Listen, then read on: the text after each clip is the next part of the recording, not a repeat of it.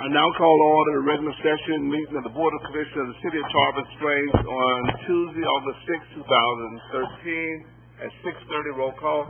Mayor Archie? Here. Vice Mayor Slattery? Here. Commissioner Larson? Here. Commissioner Tarpon? Here. Commissioner Rampton? Here. Tonight's invocation will be given by Pastor Van Eyden from Church of the Bayou Presbyterian Church.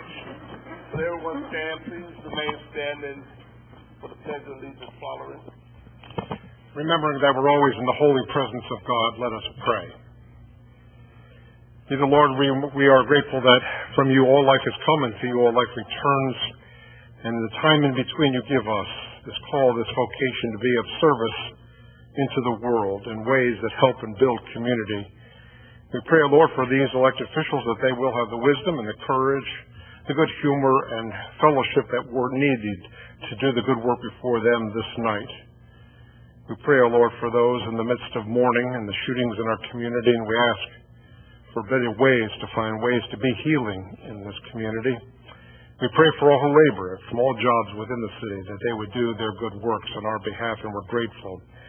Now, Lord, keep us always mindful that we are all called to serve through the love and the justice and the peace that you have given to us, for you are God and Lord of all. And in your name we pray. Amen. Pledge allegiance to the flag of the United States of America and to the republic for which it stands, one nation, under God, indivisible, with liberty and justice for all.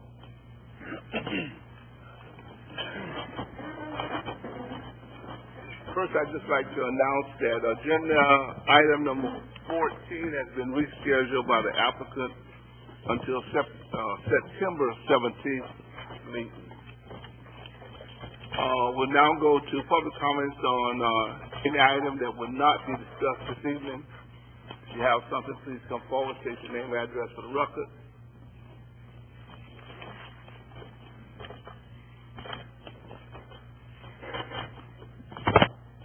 Hi, my name is Glenn Harris. I live on Lakeview Drive in Tarpon Springs. I'm also here with a few of my neighbors. We have a canal problem, and that we've been trying to address for weeks now, and we just can't get anyone well, everyone's listening, but all they can do is apologize to us. But the canal that we live on between Big Bass and Lakeview Drive is so overgrown that we can't use it anymore. It's filled with hydrilla and hyacinths, and you name it, it's there. And we can't use any of our boats or watercraft anymore, so it's basically useless to us, other than it looks like a cesspool behind us. And we've contacted everyone that we can think of. We've contacted the city, we've contacted St. Louis County, contacted Mayor Archie, contacted Mark LaCourse, contacted, I could go through a list of names here. Long story short is that we can't find anyone that can help us in any way. Everyone wants to put it on to the homeowners, which in a way, even though it kind of teased me off a little bit, in a way I'm not opposed to. The problem is that one person or three people or five people can't afford the cost of fixing the canal. So, I've asked Mark LaCourse tonight if he could find out, and he already did find out for us, but we were wondering if the city or the county could fix it for us and then assess the 16 to 18 houses that are on the canal. And his answer was no, which I kind of expected, but the answer was no. So now we're back at square one, where we just don't know where to turn to try to get the problem fixed. But we figured that we live in Tarpon Springs and we're paying taxes to live on waterfront property, but yet we can't use the waterfront. So it's upsetting to us, and we're just looking for answers at this time. And I know Mark said that he's going to start looking into it for us, which is a help. I do have someone from FWC coming to my home on Friday to give us a permit to pull stuff out of the canal. And at that time, I already have contacted a couple of private agencies to pull the stuff out, but they can't do anything, even give us an estimate until we get the permit. So it'll be next week before we can get some kind of an estimate. But it's not going to be. It's got to be in the neighborhood of $8,000 to $10,000 for a one-time cost to get this stuff out. And if we have to do that, obviously, first of all, we can't afford it. But second of all, you can't do it one time and expect it to be corrected for the next 5 years or 10 years. It's going to have to be done a couple of times a year or yearly at least. So once again, we wanted to go on record just to say that we're looking for answers at this time, and so far no one's been able to give us any answers. So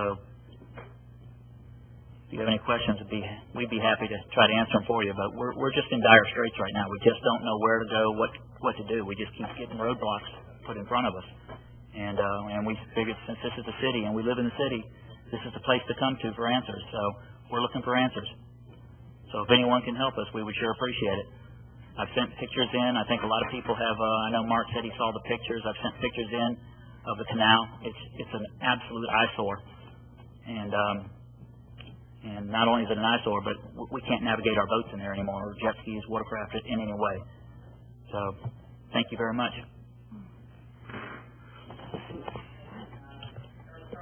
Excuse me. If you'd like to say something, you have to come state your name, address for the record, and you'll be given up to 4 minutes. Eric Furman. I'm also on the canal on Lakeview Drive. I just want to make a comment in terms of one of the things that they've been saying is we can't do anything because it's a private canal. When I looked up on the plat books, it's not private. There's no property owner associated with it. We live in Lakeview Villas. There's no homeowners association or anything like that. And there's a little strip on the end, dry land, that is Lakeview Villas. And really, some people used to park boats there. One time, I think the city put a drain in there just recently down through that Lakeview Villas parcel. But again, that's dry land. The canal itself shows up on a plat as public waterways. So, I don't know if there's any assistance or some kind of backing that, the county has told us, we can't do anything, it's a private canal, but being that it is not private, it doesn't show up on the plat books as private, is there something that can be approached from that matter? I don't know. Just want to make that comment. Well, I appreciate both of your comments. It's not a matter of whether it's something that should be done. It's a matter of trying to figure out who that individual would be. Staff has said they will continue to research to see what help that we can offer in terms of who, but that's a $1 question. I'll give you probably the email. One thing definite I want to notice, this came up when I first became city manager in 2008, 2009. It is not the jurisdictional area of Tarpon Springs, it's Pinellas County. Pinellas County has already given them a letter that they do not maintain the lake anymore due to budget restraints and stuff they don't make. Maintenance was turned over to the water management, one of the companies in water management. They sent them the notice that yes, they do manage it, but their case is 7th on a priority of 7 priorities, and I guarantee you probably even priority 1s and 2s are not taken care of statewide by then, so them being 7th on the priority because they're a canal. I don't want to use the word private because that's the word the county used, but because, it's a dead-end canal and certain people, the priority of them coming and do that is so low that I wouldn't expect anything. We did say through staff, we'd look and talk with the management people and see if there's any grants for the people, anything available to them and stuff, but it is not, we have never maintained anything on the lake. The lake is not our jurisdiction. The canals from the lake are not our jurisdiction, and that inhibits our ability to do anything on something that's not our jurisdiction. And the people whose jurisdictional authority it is have just said that's way down the line of priorities that, I don't think it'll be done in the immediate future. But staff will continue to look at some avenues for them, and if there's anything available to help them, any grants for them, the group together, we'll continue looking, and I'll copy you on any correspondence as I've been copying you with the other correspondences. Thank you. We'll now go to proclamation, item number 1, Florida Water Professionals Week. This proclamation reads, City of Tarpon Springs, Florida, whereas the Florida Water and Pollution Control Operators Association is a statewide organization composed of water industry professionals who dedicate themselves to the production and distribution of safe drinking water, as well as proper collection, treatment, and reuse and disposal of wastewater and stormwater. And whereas the organization is committed to protecting the health of Florida citizens and our state's natural resources, and supports the training, certification, and licensing of water industry personnel as a means to achieve these goals. Whereas the organization is recognizing the importance of Florida statutes and administrative code that regulate the water industry, acts as a liaison between the Florida Department of Environmental Protection and industry personnel, and whereas each year the Florida Water and Pollution Control Operators Association recognizes all those who have played a significant part in operating and maintaining drinking water, wastewater, stormwater systems in Florida by celebrating Florida Water Professionals Week, which applauds their constant efforts to protect our health and environment. Now, therefore, I, David Archie, by virtue of authority vested in me as mayor of the city of Tarpon Springs, do hereby extend greetings and best wishes to all observing August 12th through the 16th, 2013 as Florida Water Professionals Week. With that, we'll go to item number 2, water and sewer impact fees. Andrew Burnham and Burton and Associates.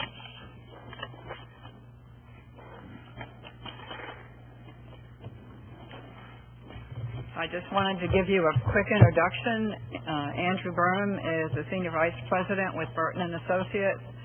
Many of you are familiar with seeing Mike Burton doing presentations to us, but Andrew has been working with us on several projects. The most recent, prior to the impact fee study, was the revenue sufficiency analysis and the financial feasibility for our bonds. So on that, I'll let Andrew take over. Thank you, Ray. Give me just a moment to get this set up, Commissioners.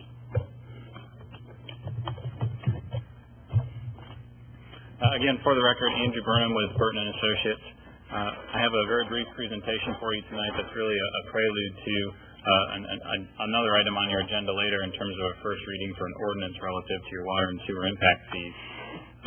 Just by way of a brief agenda, just a bit of familiarization with our firm for the benefit of the public and certain members of the Commission, and some background information on the impact fees themselves. But I'll quickly get into the results of this year's study, going into the methodology just briefly and getting right to the results of the updated fee calculations for both water as well as wastewater. And I also have prepared some comparative information for you today relative to other neighboring communities and what their water and sewer impact fees are that they charge. The bottom line, we'll have some questions and discussion most certainly at the end, but the bottom line is that based upon our findings, we're recommending that you reduce your water and wastewater impact fees on a combined basis by about 12% or $453. Based upon the updated information and costs. So definitely an opportunity to promote some and encourage some economic development by way of adjusting the fees downward. In terms of our firm, as Ari mentioned, we specialize in financial forecasting and rate services to local government. We do have an area of emphasis in water resources, rate making, and financial planning.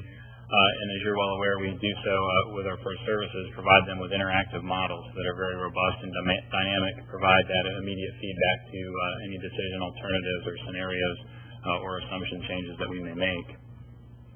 Just to give you a sense of some of our clients in the area, we do a significant amount of our services in this part of the state, as well as around the state for various communities. And just in terms of this particular project, Mike always provides a level of oversight to all the projects that we do. I've served as project manager for not only this project, but for several projects for the city since really 2003, as represented by a project analyst role for various projects, as well as project manager role on certain projects lately. In this particular analysis, we did incorporate the services of our professional engineer on staff to make sure we had adequate information about system cost allocations and capacities that definitely require a bit of engineering background. As I mentioned, we provided a variety of services to the city, and we also did conduct the last impact fee analysis for the water and sewer funds back in fiscal year 2007. So we do have a good bit of history about the current fees that are in place today as well. In terms of the methodology, we used a reconstruction cost new less depreciation method for the existing system to value and identify the unit cost of capacity of your existing system assets that will be used to serve new customers as they come to the system. And we've added that to the expansion portion of your capital improvement program including current year costs for this fiscal year that we're in the 5-year plan from fiscal year 14 through fiscal year 18. And we've included also carrying costs or interest, most notably associated with the bonds that were recently issued for the reverse osmosis plant. And once we've identified those cost bases, we also identify the corresponding capacities for each of the functional components: water treatment, wastewater treatment, transmission, water sources supply, as well as disposal costs and reclaimed water. We identified the reclaimed water costs and allocated them equally to the water fee as well as the wastewater fee, recognizing the benefit that reclaimed water provides to both of those systems. And we did remove and isolate any costs that were funded from grants, as if you do not have a cost basis in the fee based upon the legal case law and guidelines, you cannot include those costs on the basis of an impact fee. Once we have that cost basis and capacity, it's a relatively straightforward calculation, dividing the cost by the capacities to come up with a unit cost per equivalent residential connection, or ERC is what you'll hear me refer to throughout the presentation. And then we make certain credits and adjustments. Most notably, we give a credit for the future debt service, that once a connection happens and they begin paying monthly user fees for water and sewer service, part of those fees go to the repayment of debt. So we want to give a credit for that present value of the debt service that they'll pay over the life of the debt once they connect to the system, so we don't double charge them once in the impact fee and then again in the user fees. And likewise, for conservative purposes, we do include a deduction of 5% for allowance and estimation to enhance the legal defensibility of these fees in the event that you are challenged down the road, which we certainly hope will never happen, and if it does happen, we'll be there to help you and assist. In terms of the water impact fee analysis, the updated fee, as I indicated at the onset, is slightly lower than the current fee, while the cost basis is very comparable to, and in fact slightly greater than what we saw in 2007. In the 2007 study, that was completed before the city had secured the $20 million of grants for the Water Management District for the RO plant. So when you deduct that portion from the cost basis, it serves to reduce the fee. The current fee per equivalent residential connection is $2,211. The updated fee is $2,070, again, per equivalent residential connection, which represents a $141 reduction, or about 6%. The important thing to note with impact fees is while you do have a certain degree of discretion relative to how they're set, you cannot exceed the full cost basis of the fee. So in essence, what we're showing you now is based upon the updated cost information for your system, what the maximum impact fees are that you can adopt today from this point going forward. And we do recommend that you adopt the new fees at their lower level at full cost recovery and don't reduce them any further than what we've identified in our analysis. For the wastewater system, again, the updated fee is lower than the current fee.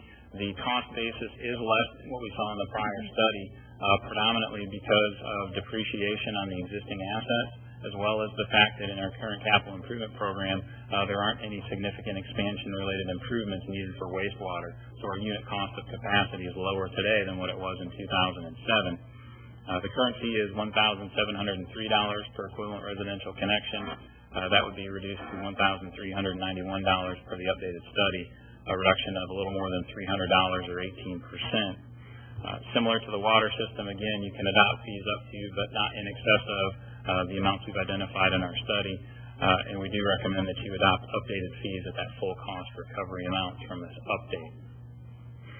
So when you add these two together in terms of what a new water and sewer connection would pay in terms of those one-time capital costs up front, presently on a combined basis they pay $3,914 per equivalent residential connection. That would be reduced to $3,461, a reduction of about $450 or 12% in aggregate. And the new fees, from a comparative standpoint, as I mentioned, place you very well positioned next to your neighboring communities. The orange arrow indicates where you are presently with your current impact fees, the blue bar representing the water fee, and the green bar representing the sewer fee.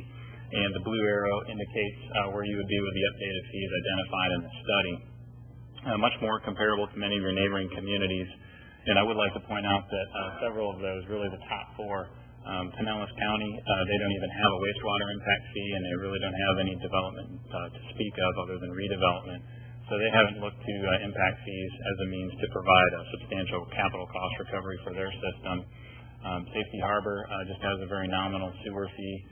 Gulfport hasn't looked at their fees in a number of years.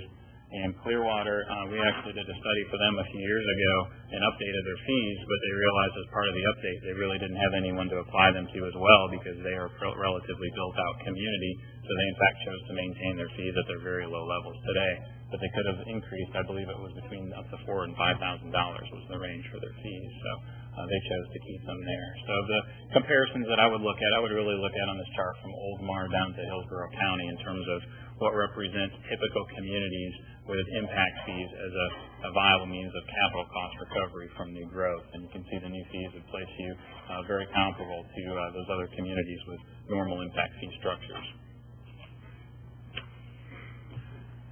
That's the extent of the good news that I have for you today. I'd be happy to answer any detailed questions about the study or any other parameters I might be able to help with.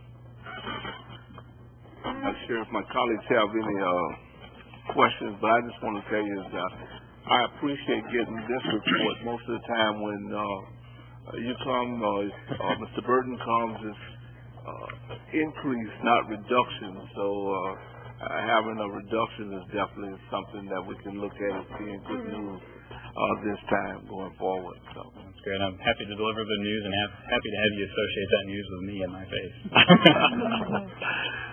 Commissioner Tarpon? Thank you. I don't have any questions either. I would just like to thank you for certainly an in-depth presentation, taking into consideration the RO plan and all that has to be considered with that. And I would just like to say that, anytime we can reduce an impact fee, I think it makes this community more competitive as a whole with surrounding communities. So I think it's definitely a plus, and I appreciate the good news. Thank you.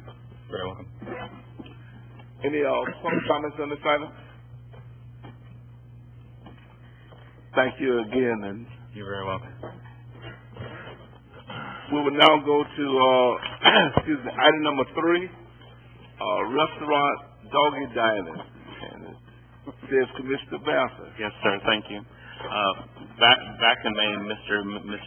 Tavis came before us with this idea of having doggy dining, meaning there would be restaurants, if they wanted to, on a volunteer basis, have sectioned off areas according to the health code where people, residents, visitors, etc., could bring their dogs with them to eat. And my point of putting this up for discussion, hopefully, in the future on the agenda, is not so much that I want dogs at restaurants. I think it's a creative idea that some of our surrounding neighbors have adopted to increase economic development for our restaurants. You can see in your backup that Mr. Tavis obtained about 10 or 11 signatures here from owners and managers of our restaurants here in Tarpon Springs. So we definitely have the demand for this. And talking with our city manager, if we do pass this ordinance, which St. Pete has similar ones, Clearwater, Dunedin Golf Course, St. Pete Beach, Tampa, and Bradenton, I believe they have to apply with a permit for us, but the majority of the enforcement comes on the health code side, right? Is that?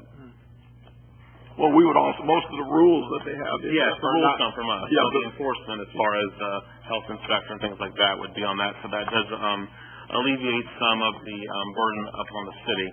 So they would still have to apply for a permit through us, but then the enforcement and the rules are already in place for the city and with the county ordinance, which is already in place for unincorporated areas. So this is nothing new in Pinellas County, but rather kind of following along the lines of what other cities have done.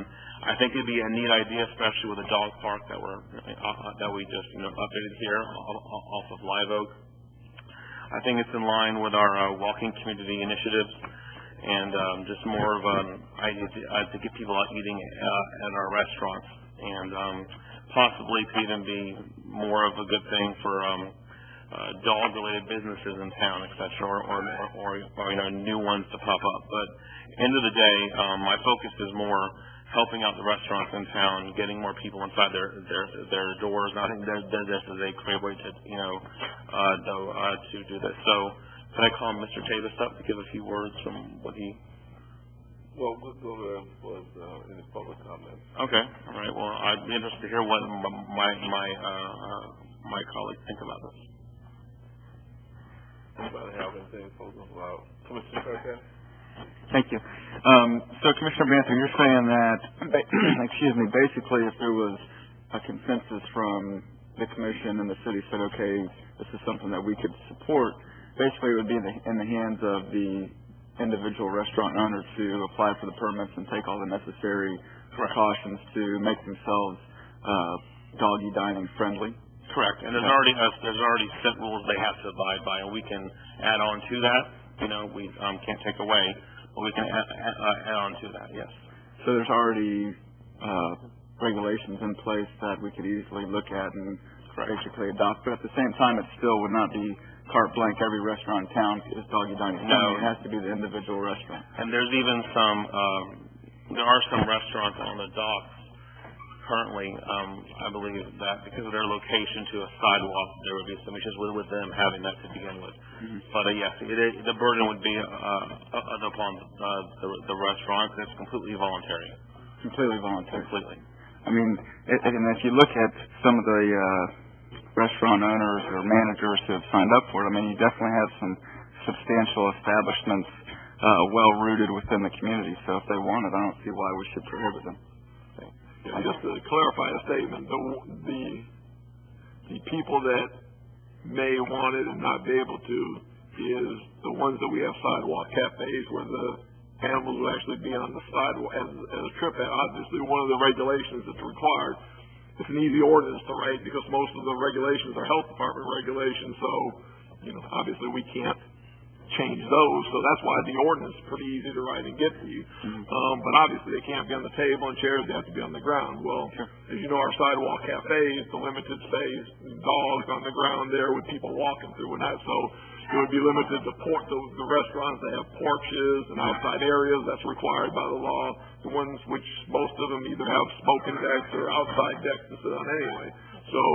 So those would be most of the ones that could do it. The only ones who wouldn't be is the sidewalk cafes. It's obviously operating off our sidewalk, but I don't think any of those are even on the list. They're mostly ones that have their own porch and their own area. I mean, you have to have a designated area. They have to have sanitation stuff. They've got rules. Mm-hmm. Again, why it's an easy ordinance, not like some of the other ones that we were crafting or the chicken ordinance, where there's a lot of different. They're all pretty much the same because you have to go by the health department rules. And once those rules in, there's really not many extra rules the city could put in because they got to be outside, they got to be in the area, got to be sanitation, got to be this. So it's a relatively easy one to bring back to you and consistent that they do. And all those restaurants, I think, have the porches and the capability of a select area that wouldn't be inside. I mean, there's some misnomer that they're going to be inside and everywhere else. No, that's not allowed. But they'd have to have the outside porch areas designated for that portion so people who didn't want to be around them could go inside or another designated area of the porch if they so had it. So what would be the process to move forward with this? A consensus? Yeah, because pretty much, in fact, I think I could probably get it to you back by the 20. I mean, the ordinance is pretty easy and straightforward. The only decision is what the fees are, and we'll again try to go mid-range of the fees to go through. But it's a pretty easy ordinance, read 2 times, done. I can tell you right now, some of these places are doing it anyway. But the health department has picked up their enforcement and stuff, and these restaurants could face some serious fines. If we have the ordinance in place, then obviously, without that ordinance in place, then health department catches them, they can get some serious fines. So the purpose of the ordinance is, obviously, you know, they're going to adhere to the rules of the health department, but when the health department inspects them, if they've got the license from the city of Tarpon, then they're allowed to under those circumstances. So some of them are doing it now, and I can tell you, the enforcement's picked up, so some of them are going to hit with those violations if they, you know, keep allowing it unless we pass them with the ordinance.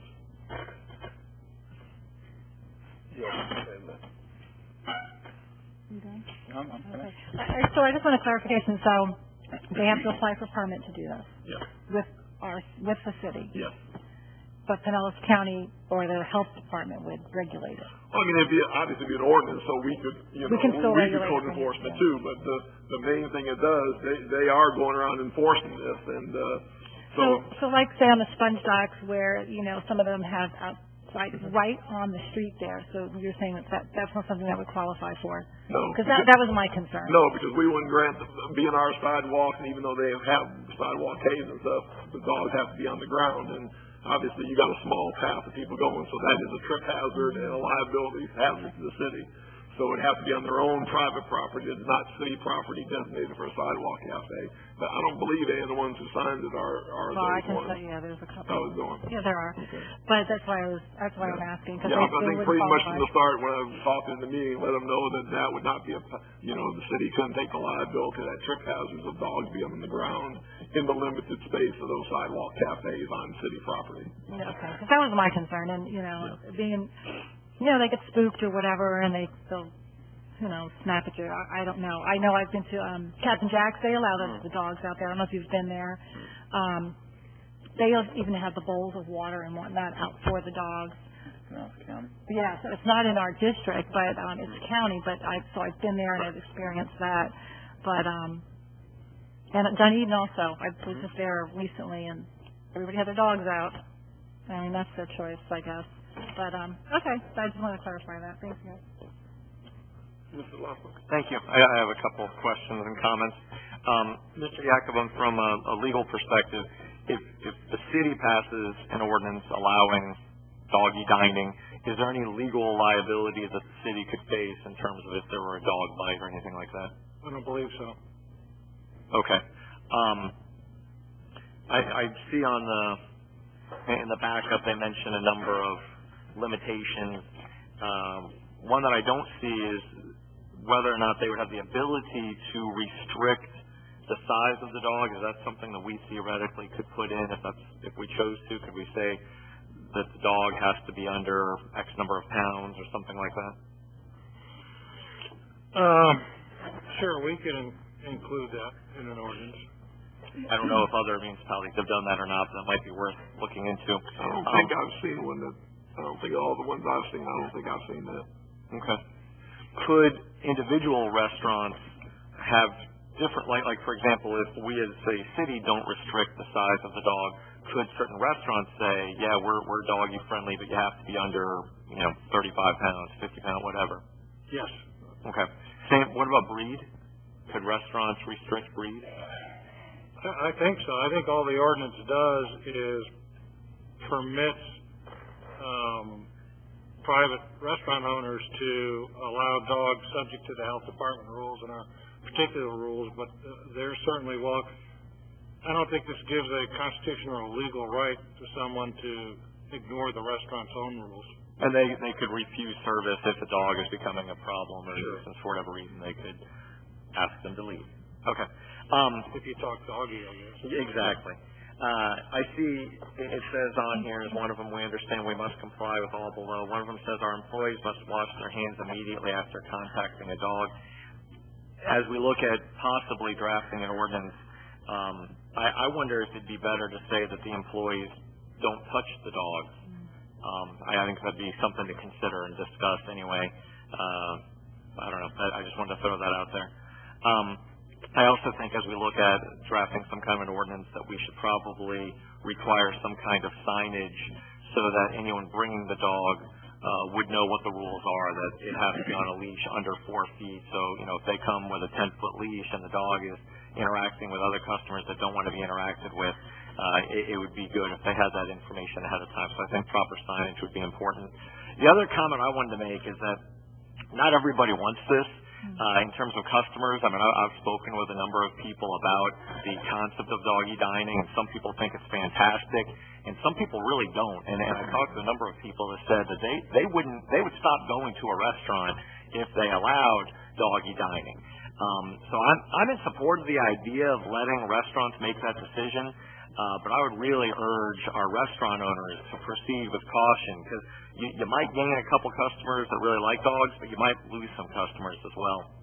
So I'm okay with giving the restaurants the ability to make that choice, but I hope they proceed with caution so this thing doesn't end up costing them business. Thank you. Thank you. As we look to go to public comment, I tell you, I'm always open as it is to helping the business. I'm not sure if this helps. I can tell you from my perspective, I did have a dog, so I want everybody to know that I do like dogs. I had one. I wouldn't take my dog out to dinner with me, but I would hope that when we look at this, there is some signage that really says to customers about the dogs being there, because there are a number of people that when they're out eating, they're not there to be around dogs in the restaurant, and that's just a matter of preference. So while I have no problems in moving forward, if a restaurant has this space and ability to have a little area, but I would think that Commissioner Lawson said that restaurants should move cautiously in terms of whether this means more business or less business. But with that, we'll go to public comment. One more thing. Yes, sir. Yes, Commissioner Larson brought up a good point, and I think it's that individual restaurants initiative to do it or not. Meaning, if I'm in business, you could always be wrong, but I'm not going to do something that my customers would not want. Obviously, there's certain restaurants here in town. I won't mention a name. Might not be suitable to have dogging dining, though they technically could. But I would leave that up to the individual restaurant owner to decide. I think that's kind of the beauty of this. And I think some good points is we, look to see if dog weight is in some other ordinances, nearby. Far as not touching a dog, that's good idea. Again, whatever we do, I'd like to look to be in uniform with what others have done. But I certainly like the idea of signage to be able to. I don't know about if I want to have a sign that looks so hard to read all the rules, but just maybe some kind of a sign we can come up with where it's in this area. But again, this is on a volunteer basis. It is the restaurant's prerogative, and they can have extra rules if they want to, and it's outside. And there's restaurants that do things that for customers I don't particularly care for. I just don't go to those restaurants. So that's why I think it's in the hands of the restaurant owners if they want to, and with other things we'd be in line with the county ordinance. And so that's all. But thank you for the discussion. Any public comments on this item?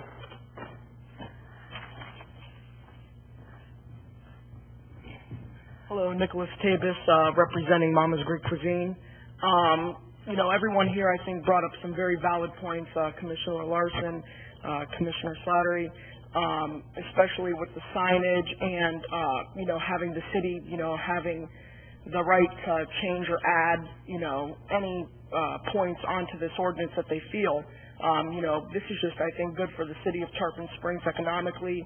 I've seen it countless times where people in our town, as well as people in other towns, are choosing to go to other cities that have already embraced the idea.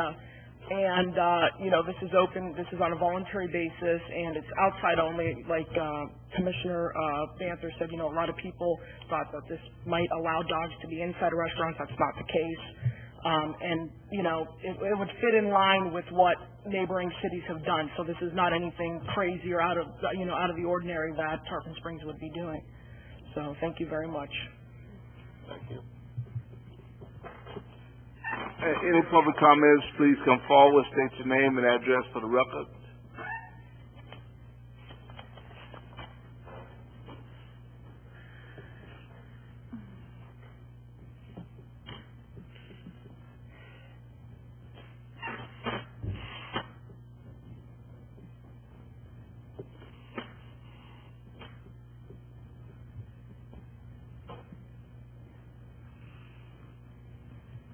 My name is Joni James. I'm from New York. You can tell by the way I talk. I've been in Florida for 10 years. I'm an advocate for the homeless, for senior rights, and domestic violence against children. I joined the crime prevention at the police station to know what's going on in my area. Why can't we take a vote with the residents of Tarpon Springs about the dogs? I know a lot of people that are for it, and I know a lot of people against it. Can't we take a vote and then you make a decision of what you want to do? I know there's a hotel in Palm Harbor where they can go with their dogs. That's a dog-friendly hotel. But I don't know any restaurant that does it now. Can't we take a vote with the people of Tarpon Springs and just see where the majority want to go with this, and then just make a decision then? Well, this is your time for your comments. Okay. Now, this is my friend Richard O'Connell, and he's a homeless person, and I'm having a hard time getting somewhere for people in Tarpon Springs. Well, if you come to, anybody's invited to come to St. Timothy's on Tuesday night at 4:30. There's 100 people there. Half of them are veterans. There's 100 people for lunch and 100 people for dinner at St. Timmy's. Now, I do the soup kitchen at St. Timmy's. Before I had my hip problems, I did it 3 times a week.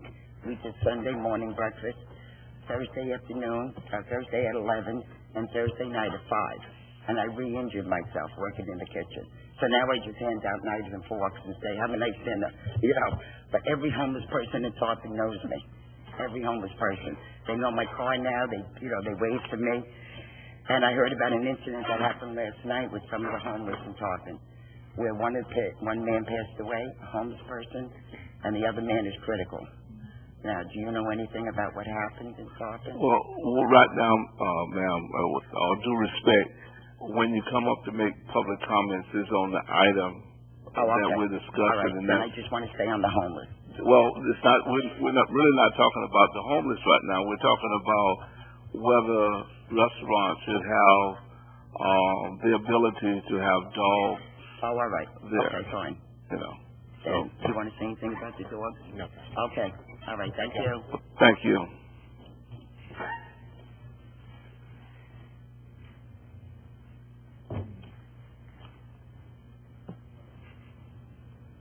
Interesting. Peter Lacus, 514 Ashland Avenue. The concept is welcome because we are a tourist community and people do come here and travel with their animals. However, I think this needs more fleshing out, and I'm going to recommend something to the commission. I know sometimes when I come up here as a former commissioner speaking about some ideas I have that sometimes they may be considered telling y'all what to do, and it's not. It's just a suggestion. You haven't had a lot of workshops of late, I know, except for budgets, but what I would suggest, you do have within your business development department a list of every restaurant that has a business license who should be licensed in the city. You can send them a postcard, or if you have email address, poll them. Get some feedback from them. Hold a workshop. Then move forward. And I am going to get a little satirical here, but I'm glad you're going to free the dogs as you freed the chickens. Now, are you going to make restaurants file for an application fee, $50, to show where they're going to have the seating for the doggies, as you do for the chickens where they have to be? I'm just trying to point out sometimes the fallacies of trying to make too many rules. Just set some basic guidelines, get some feedback from the restaurant people who are going to be most affected, and some from the public, and then move forward. Thank you. Thank you. Any other public comments? Hearing none, I don't know, maybe that's a good idea, charging a fee for it. But, they'll have to pay a permit. But the thing is that, I think just speaking to polling all of the restaurants, this is only going to be for those select ones that want to. So if a restaurant doesn't want to, I don't know if it makes any difference or not. But any other comments on the thing? With that, we'll go to... what is the pleasure you'd like to direct to the city manager? I thought that was consistent, but we'll see if they're consistent to move ahead. We're trying to draft something. You need some more information before you make a decision. Yeah, I like the idea of the signage to add to what others have done, and then if you could look up the points that about the weight and the what was it here? whether or not servers should touch the phones, just to see. I wanted, those are all good ideas, obviously, but I just wanted to see what other ordinances have, but definitely the signage for sure. And there'll be plenty of occasions for workshop capabilities because there'll be 2 readings. So there'll be 2 opportunities for the public to come here and give their input on yay or nay before you decide. So there will not be a lack of chance for the public to speak. So we'll get that together, bring it back for first reading, which obviously we can make changes to, and then the second, which we can, again, make changes to. People show up and want to comment, and then go from there. Thank you. All right. So with that, we'll go to consent agenda. Minutes, June 18th, regular session, June 25th, budget work session, June 2nd, regular session, July 16th, regular session, July 19th, special session, and July 30th, budget work session. 5, the satisfaction release of liens. 6, attorney fees, Thompson, Sizemore, Gonzalez, Hearing, LLP, invoice 70707 and 70779. Lewis, Longman and Walker, PA, invoice number 95168. Then we have special events, Keystone Road reopening promotion weekends from August 10th through Labor Day, September 2nd. B is Hippie Fest, Tarpon Springs Merchant Association, August 17th. A Tarpon Springs Band Benefit Concert, Tarpon Springs Leadership Conservatory for the Arts, and that's September 1st. Labor Day Arts and Crafts Show, Merchants Association, August 31st through September 2nd. E is Gulf Coast Folk Life Festival, City of Tarpon Springs, and that's October 6th. Cops and Kids Motorcycle Toy Run, City of Tarpon Springs, and Ride to Eternity, LLC, and that's October 27th. 8 is increased file number 130031-C-TK, purchase of Dell computing equipment through Florida State contract number 250-WSCA-10-ACS, and 9 is authorized execution of annual DEA task force agreement. Are there any items that anyone would like to pull? Any public comments on any of these items? Chair will entertain a motion. Move approval. Second. Roll call. Mr. Banther? Yes. Mr. Carpenny? Yes. Mr. Larson? Yes. Vice Mayor Slattery? Yes. Mayor Archie? Yes. Next we'll go to special consent. Item number 10, award bid number 130082-B-JJ wastewater treatment plant influence structure repairs. Yes, you got this. Is that yours?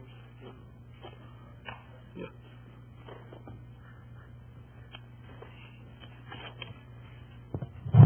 Good evening, Paul Smith, Public Services Director. I'd be happy to answer any questions if there's any on this item. This is a part of our ongoing treatment plant maintenance to rebuild and restore our influence structure at the treatment plant. Anyone have any questions for Mr. Smith?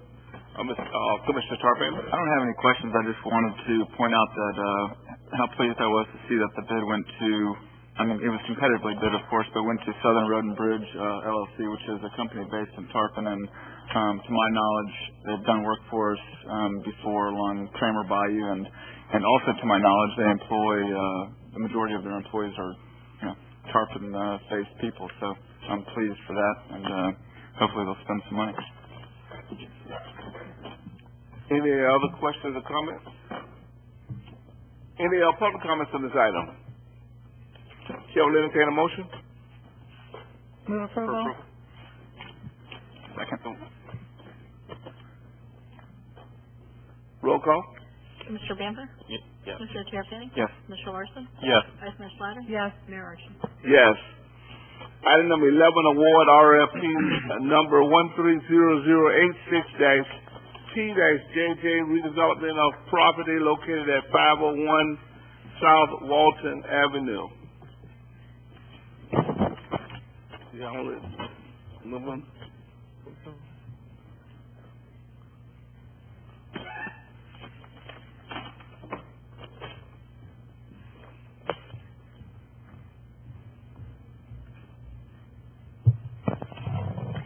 Thank you, Karen Lemons, Economic Development Manager. Just to give you a little bit of background on the proposal and why we're recommending it tonight. This proposal is from the same group that was here about a year ago, who actually had came to the city expressing some interest in the property at 501 South Lawton, and expressing an interest in redeveloping it into an ALF with an Alzheimer's care facility component to it. They made a presentation to the board, and at that time, the consensus was to go out for requests for letters of interest to gauge any additional interest in the property. We did that, and then subsequent to that, we went out for the full RFP, which we received back, and had a committee evaluate them, and this is the project that we're recommending. Just to go over briefly a summary of the proposal that they're proposing for the property tonight. It's an appropriate repurpose of the property. As you know, it's previously been used as a nursing home, and the ALF Alzheimer's remains the best and highest use of the property. It fills a need for elderly care in our city, and we have limited facilities of this kind in addition to no Alzheimer's care centers. First of all, there are few available developable lands in the city for this type of facility. ALF centers are required to be located outside of A and B flood evacuation zones. This one is located in a C zone. And secondly, if you recall back in the winter, we put together a presentation for you on the city demographics, and it showed that in 1990 we had 35% of our population was age 55 and over. That changed in the year 2000 to 37%, and in 2010 the census showed we were nearly 40% of our population at age 55 and over, and that trend is continuing. Secondly, the proposal will create permanent jobs for residents, suppliers to the facility, in addition to temporary jobs in the construction of the facility itself. Based on the number of beds that they're proposing, the Agency for Healthcare Administration requires a minimum appointment of 60 persons. In their proposal, they're estimating hiring closer to 100 people. And those would have salary ranges ranging from receptionists and nurses' aides to therapists, nurses, and doctors. You'll also recall several months ago, Pinellas County gave us a presentation on the 5 at-risk communities that they have designated as having 20% of residents living at 100% or more below the federal poverty level. One of those 5 zones is in Tarpon Springs and is within the location of this facility. The proposer states an intention to hire local residents for the facility, so that's another added plus for us. And again, along with the permanent jobs, there'll be jobs for suppliers of things like kitchen equipment, linens, bed supplies, and again, the temporary construction job. It also generates some long and short-term revenues for the city. The proposer is offering fair market value for the property based on the independent appraisal that the city had done, and that appraisal came out to $813,000. That will provide a one-time revenue stream for the city. In addition, the property will generate ongoing property taxes for us. To estimate the potential value is a little speculative, but if you recall, back in 2004 on the Pinellas County Appraiser's site, when it was operating as a nursing home and was fully functional, it had an appraised value of $2.1 million. So if you want to take that value, it would generate approximately $50,000 in property taxes countywide and about $12,000 a year for Tarpon Springs. Currently, the appraiser's office has done a reevaluation, and they've got a preliminary number as a market value of $659,000. The proposer has a solid financial plan that was documented in the proposal. They've got their financing secured both for the purchase of the property and the renovation, which makes it fully funded from day one. and they've provided some documentation as to that. They also have a practical development timeline.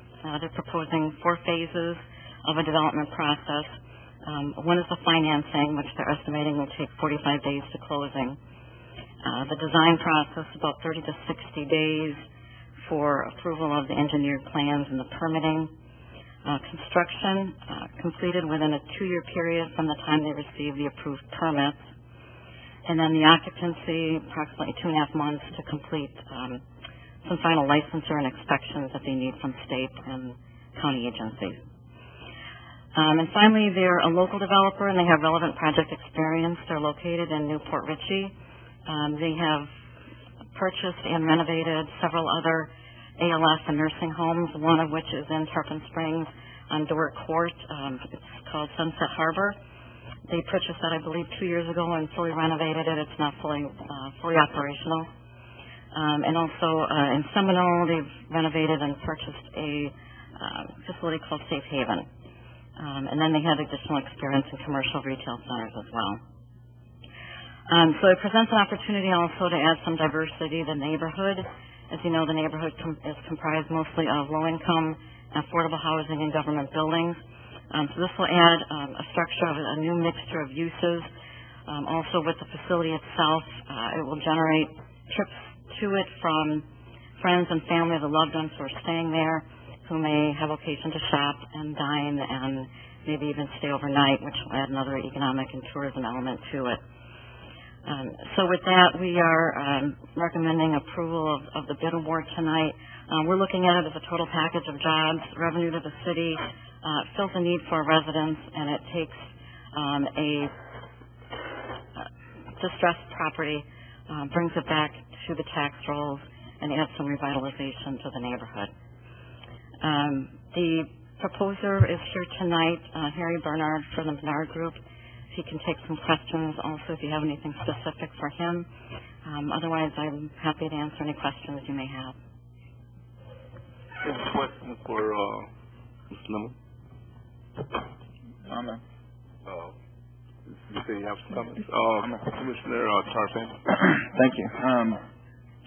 To me, I like to look at this project as a whole, and I really am pleased with the way this commission and prior members on the commission handled it moving forward. As Ms. Lemon said, and she gave a little bit of history, I guess it was about a year ago, with Ms. Lemon's help, this was brought before us, and the commission decided at the time to kind of, pump the brakes and take a look at this, and it was even referenced that this was, the city's big enchiladas. So, at the time, what we did as a commission is we said, well, look, we'd like to have an appraisal, which we did. And we authorized the city manager to do that. And we also wanted to explore the options. And the options that we talked about were, we have this, which will bring more jobs and some industry to the community and maybe fetch a little bit lower price for the land value. But the other option is we could go with some more residential because it has a high density. I think it's 15 units per acre. And at that point, then we had to weigh the option was, could we get a little bit more money for the land? Yes.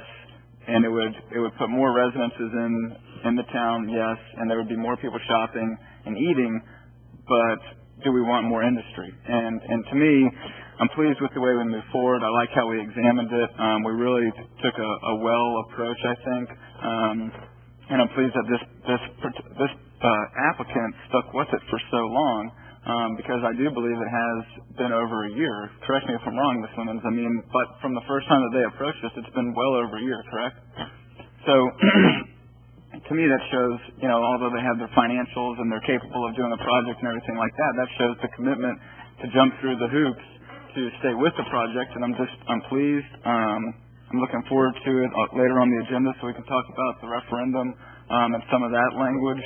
And I just want to thank everybody who's been involved with the project from day one and trying to bring it to fruition. Thank you. Thank you. Any other comments? Commissioner Lawson. Thank you. I'd first like to thank you, Ms. Lemons, and also to the applicant for staying with us throughout the entire process. It's a big deal. It's a big enchilada, whatever you want to call it. And it's a decision that we really have to get right. And I've got kind of mixed feelings about it. I think everything that Ms. Lemon said, as well as Commissioner Tarpon, is very much true. The need is there.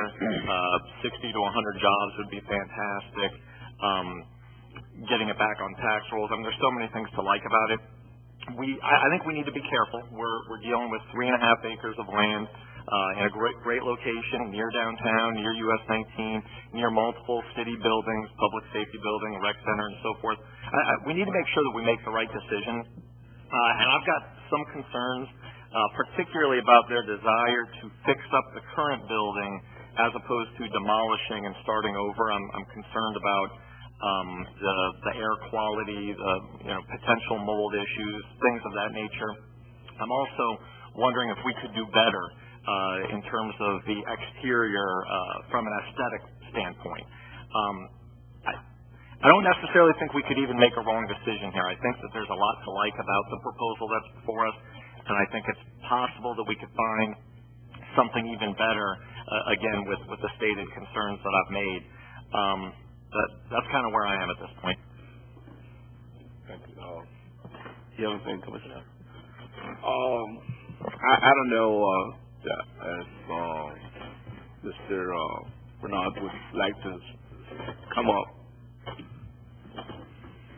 and maybe look at just addressing some of the things that Commissioner Lawson talked about in terms of your desire to rehab that building. Is there any additional dollars that you are going to put in there to try to upgrade the facility in terms of the facade and those type of things? As was mentioned first of all, thank you. Thank you for entertaining a proposal from our company. We genuinely appreciate that. Mr. Tarpon, I thank you for the kind words. You get it. I appreciate that. Thank you, sir. With that being said, our MO is to take, whether it be commercial properties, industrial, warehouse, whatever it may be, is to go in and completely renovate the projects. And I know you've had some bad experiences in the past, and unfortunately, I have to pay for those. But the bottom line to it is if you look at our product, you'd clearly see what we do. I have found many, many years ago, if I do it halfway, it never works out. The customers, whether it be a retail center or industrial center, whether it be an ALF, they want to walk into a quality product. I don't want to be embarrassed. If you have a good quality, strong product, you're able to command a proper dollar amount, and that's been the key to our success for 25 years. So when Frank Ciccone shared with you, and that's the gentleman that was here prior to me, when he shared that every square inch of the property would be touched, he wasn't joking. It wasn't an exaggeration. I know it's hard to visualize, but if you were standing out in the parking lot, which I have done on several occasions with Karen at this point, dragged her out in that heat, and you look at the parking lot area, we're talking about fixing any holes that are there, resurfacing, seal coating, so you've got a brand new parking lot area, restriping. All the exterior of the building is wire meshed and re-stuccoed. Entire building. We're talking about the front entrance area redesigning. As you walk into the building, if you look at a room like this, it comes down to floors, ceilings, and walls. What I'm proposing is eliminating all the floors, redoing them. All of the walls, if there's a hole in it, clearly fixing the hole, retexturing the walls, repainting the walls. The entire facility, brand new walls now. And the ceiling, replacing all the ceiling tiles. So you are effectively walking into a brand new facility. Outside and inside. So your concern is valid. I know where you've been. I know some of the projects that have gone on here in the city. I'm not that animal. A little bit different. Well, I thank you for those comments. I don't know if anybody else have any additional comments before I go to public comments and ask for a motion in terms of accepting this RFP. One of the things is as we move forward and talking with our attorney about, what provisions can we put. I trust you.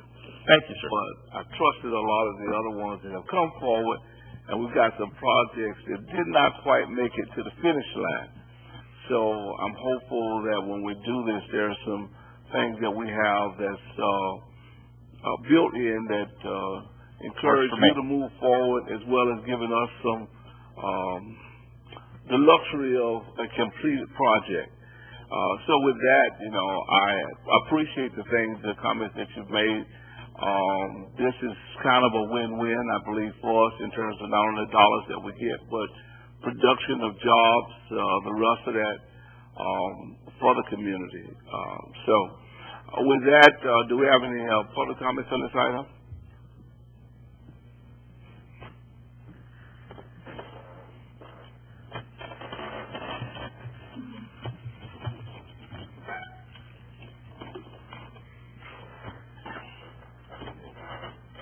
Peter Lax, 514 Ashland Avenue, and for the record, I didn't hear the gentleman identify himself or give his address, so. My name is Harry Bernard. I'm with Qualified Property Management. I'm in Newport Richey. Thank you. Now we know. Thank you, Mr. Bernard. I appreciate that. Peter Lax, 514 Ashland Avenue. I have to go back to some words that Commissioner Larson had mentioned. This type of a project, it's like, say, either way it can be a win-win one way or the other. But there are some concerns and some flags that I have as far as, let's say, visions, in a sense. But before I get to that, I had a couple of specific things. $813,000 was the appraisal. I'm curious to know if any commissioners or the city manager provided to the commission any total amount of the costs that this property has cost the city, especially since we had serious, significant attorney fees on this. And I'm wondering if we're recouping any of that. Secondly, I know Ms. Lemons has presented these people, as she mentioned, a year ago and a few months back, and we've seen their proposal, and I don't disregard Mr. Bernard's doggedness and believing in this project, and maybe it's the best thing going. But in the public side, at least as far as me or some of the other people, I haven't heard what the other projects were proposing. Maybe there was a better project. And when I read the RFP was specifically stated failure to propose a blah, blah, blah, because they gave a company check. We threw them out. Well, I know we have rules, but what were they proposing? How many responses did we get on the RFP? Did we really do a thorough search? And I'm going to point out, the Suncoast News about, I think it was last week, put a story in their paper, because we don't get Times hardly coverage anymore, about the mixed-use development going on in the east side of Dunedin, across from the hospital. I'm sure Mr. Yacovone's familiar with it. Are you, Mr. Yacovone? That mixed-use development they're talking about on the corner there? A little bit. I'm concerned because I heard something from Ms. Lemons tonight that really concerns me. You said the age of the population of the city is going from 30 to 32 to 35 to 37 to 40%. Hey, I'm over 55. I can accept that. But if you want a growing city, you need to start looking about attracting younger people. Because us old folks, we're going to pass on. Once we're all gone, who you got left paying the taxes, running the businesses? And I'm concerned because that big old building being put on MLK and Safford, 55 and over, for 50 years or 30 years, where are the young people going to be coming?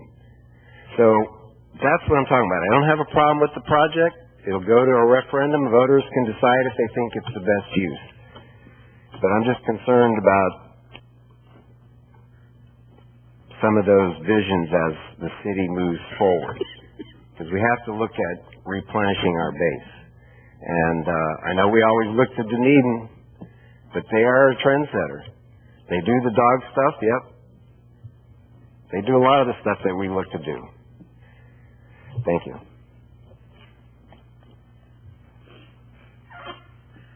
Are there any other public comments? Chair will entertain a motion in terms of accepting the RFP. Motion to approve. Second. Roll call. Mr. Bamford? Yes. Mr. Tarpon? Yes. Mr. Larson? No. Vice Mayor Slattery? Yes. Mayor Archie? Yes.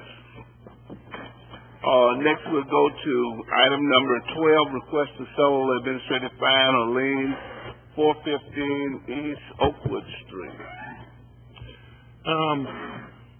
This is a request submitted on behalf of Mr. Heinzen, on behalf of Green Tree Servicing LLC and its state trust for the company that has foreclosed on the property and obtained a certificate of title. This is actually a series of multiple violations going back to 2002, 6 in all. When the property was owned by Emmanuel and Joanne Williams, Walter Mortgage Company foreclosed on the property and obtained a certificate of title in May of 2012. The total code enforcement liens are $96,965, and there's an unpaid utility lien of $762.64. The violations were really just lack of maintenance. Some of them were pretty gross. Strong odor of animal feces and urine. In a car with an expired tag that had dead and live rats inside and out, etc. But the amount being offered to settle this is zero. The property was brought into compliance by the mortgage company on August 27, 2012. The total administrative costs incurred by the city are $3,024.50. In going through the settlement criteria,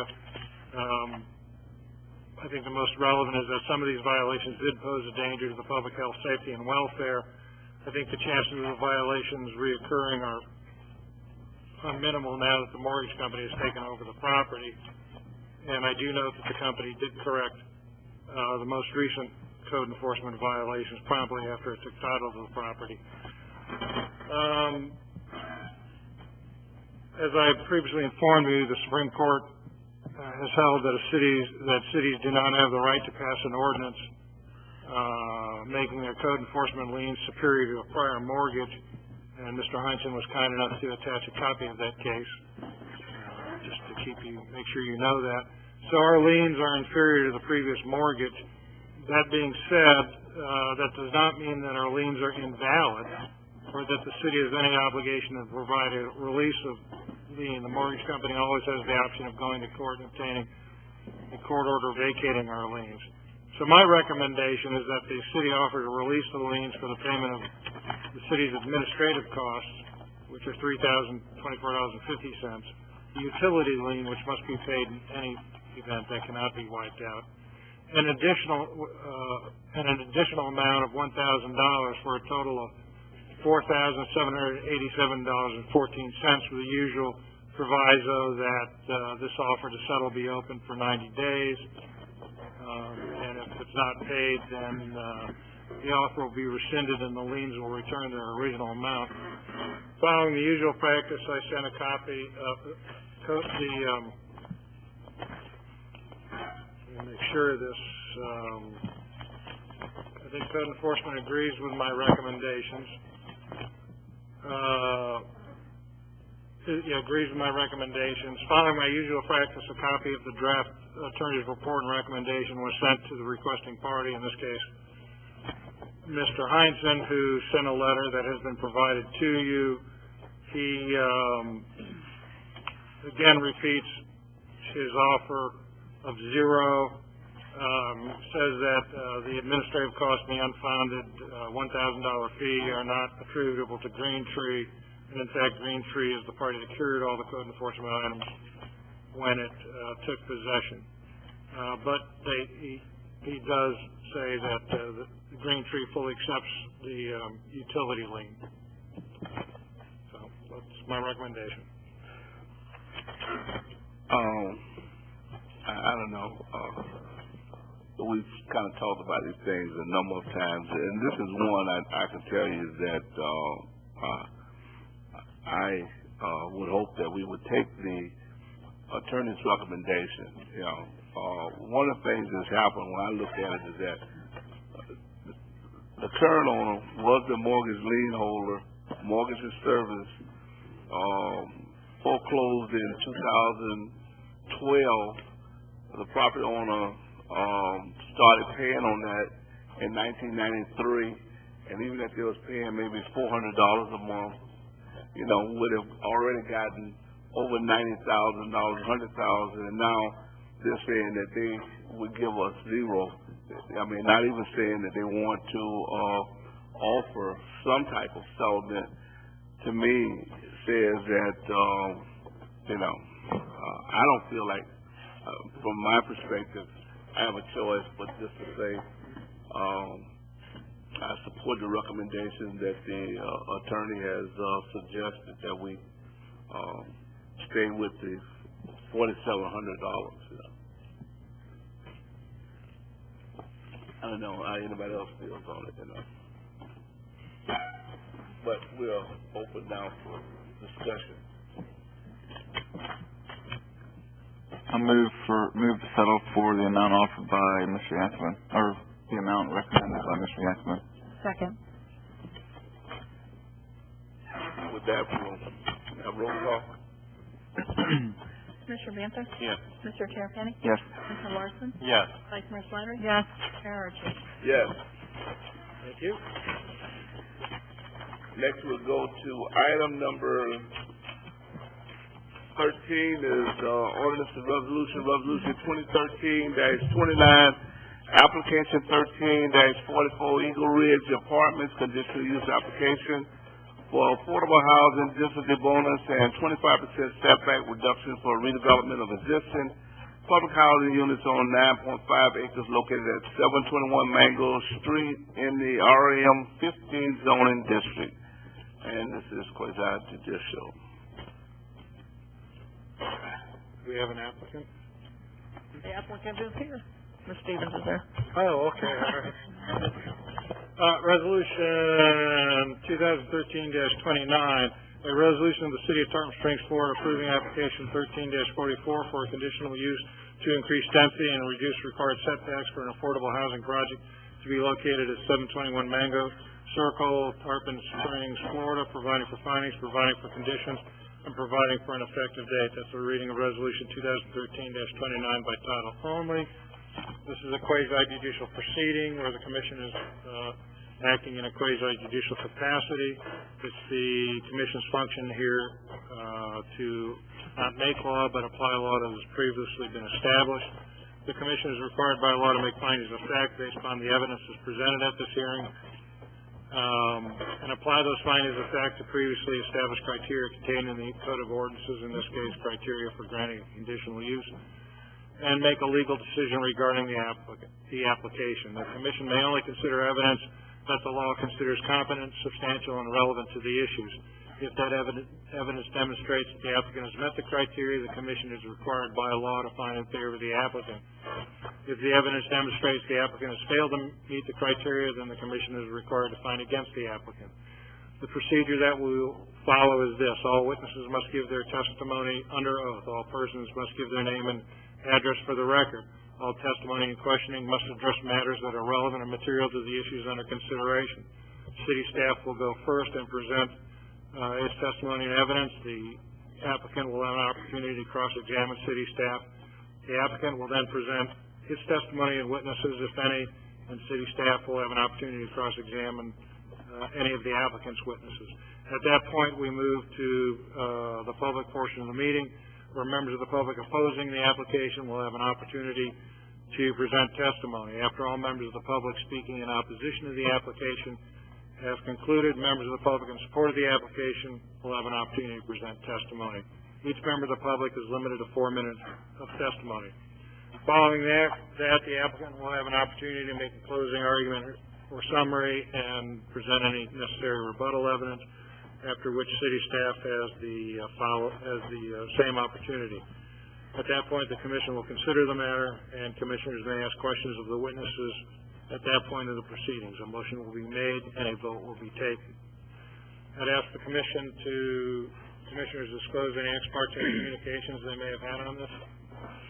There are none. Anybody who intends to offer testimony at this hearing, that means go up to that microphone and say something, please raise your right hand and take the following oath. Do you swear or affirm that the testimony you're about to give is the truth, the whole truth, and nothing but the truth? I do. I have affirmations all around. Ms. Benson. Thank you. This is application 13-44 for the proposed Eagle Ridge Apartments. This property is located at 721 Mango Circle. It's commonly known as the Mango Apartments, affiliated with the Tarpon Springs Housing Authority. The property contains 9.5 acres and is zoned for multifamily use. The purpose of the application tonight is the Housing Authority is seeking to apply for the 50% bonus density for an affordable housing project, as well as a reduction in certain setbacks that are allowed for affordable housing projects as well. This actually is the third iteration of this project that's been before the Board of Commissioners. The previous two projects, these are funded through with tax credits, and I'll let Lisa Stevens from Pinnacle explain that more if you have questions about that funding process. So it's a competitive process, and so the previous two applications were not selected. So we're here again with this third iteration. The actual proposed concept plan has been modified somewhat from the last two. We think it's actually a better layout than the previous applications that you've seen. There currently are there's 60 units on the property. The proposal would be to essentially demolish all those units and, with the affordable housing density bonus that's allowed, construct 106 new apartments on the site. The affordable housing density bonus, just by way of explanation, is a process that's allowed under the countywide plan rules, and we adopted an ordinance in 2007 to take advantage of that to support these types of projects.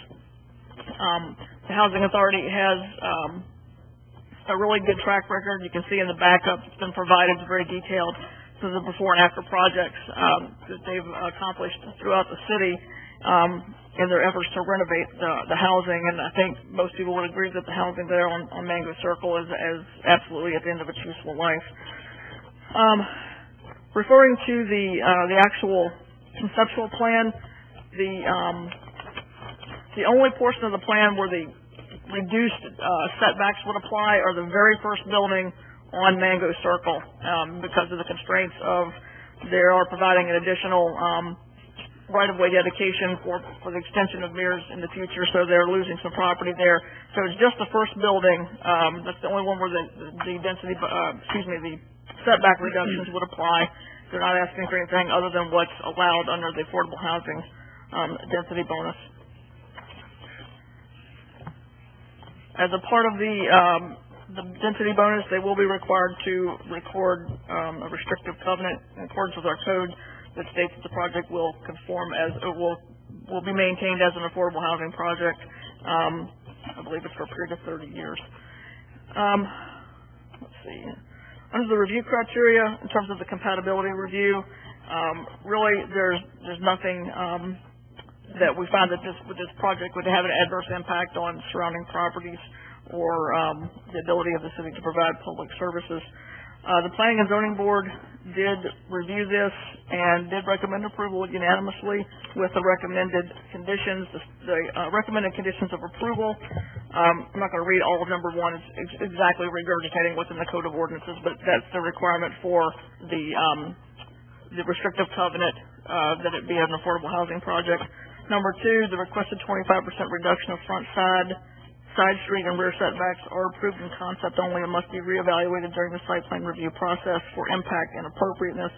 And number 3, the 25% setback reduction shall not apply to the perimeter setback requirement abutting the stone hedge on the Hill Mobile Home Park. At the Planning and Zoning Board meeting, there were some discussions, most of which were really site plan related issues that will be brought back. This project will, if it gets picked up for funding, we'll have to come back for the full site plan review process, so that will go to the Planning and Zoning Board and Board of Commissioners. So this concept plan is just that, it's the concept plan. The full site plan will come back in front of the board. There were, under the public comment and correspondence, we did have a resident from the Mobile Home Park did speak in support of the project at the Planning and Zoning Board. We have not had any public correspondence in opposition to the proposed project. With that, the staff recommendation is to approve, subject to the conditions that I've already stated, and at the appropriate time, we'll be happy to answer any questions during the public hearing. Thank you. Thank you. Does the applicant care to make a presentation?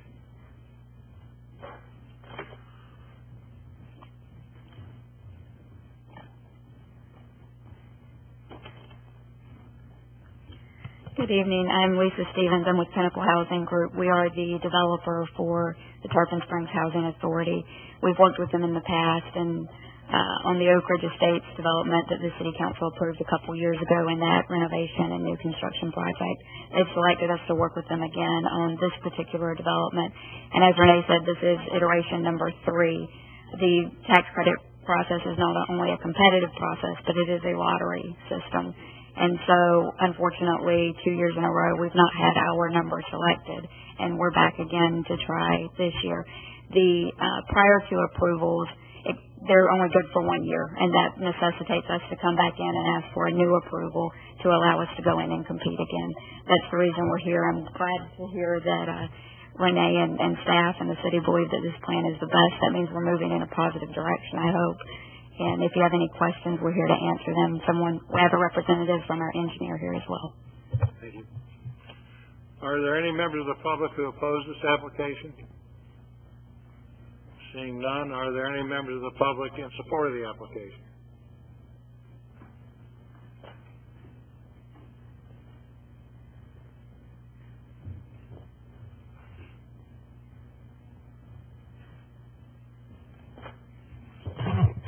Peter Likes, 514 Ashland Avenue.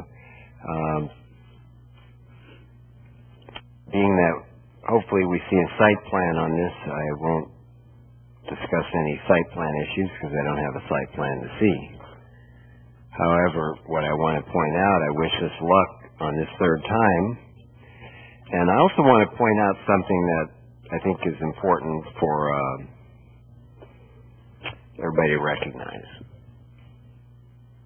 As Ms. Stevens mentioned, this is the third time, and she feels that this is the best project that they've been able to put together. And part of that is because they came to the Planning and Zoning Board, and then they came to the city, and we gave them some, let's say constructive feedback as to kind of what we'd like to see. I remember the playgrounds was a big issue, and shading and keeping the trees, and so they came back a second time, fixed a few things, went through the process, got a little more feedback. I know it's just a concept plan, but those of you who have seen all the concepts before will see that both between Ms. Stevens and Pinnacle, and also Renee and her staff, they have to get credit for this, of knowing what the city and the boards and those of us in, sort of helping to shape what our public sees, have come to a point possibly that we can really say that sometimes the first option isn't always the best, but if you wait a second or third time, you really get something that you can be proud of. So I hope we get some luck and our number gets drawn. Thank you. Are there any other members of the public who wish to speak in support of the application? Seeing none, you can make a closing argument or summary if you care. Renee? It is appropriate for commission consideration at this point. questions? Vice Mayor Slattery. Thank you. I want to thank you again for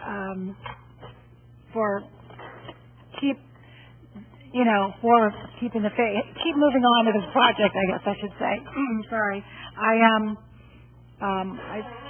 I was here the first time, I believe, and the second time, and I have to agree with former Commissioner Delacos that everybody's input, I think, has helped. But I can't thank staff, Renee and her staff, enough.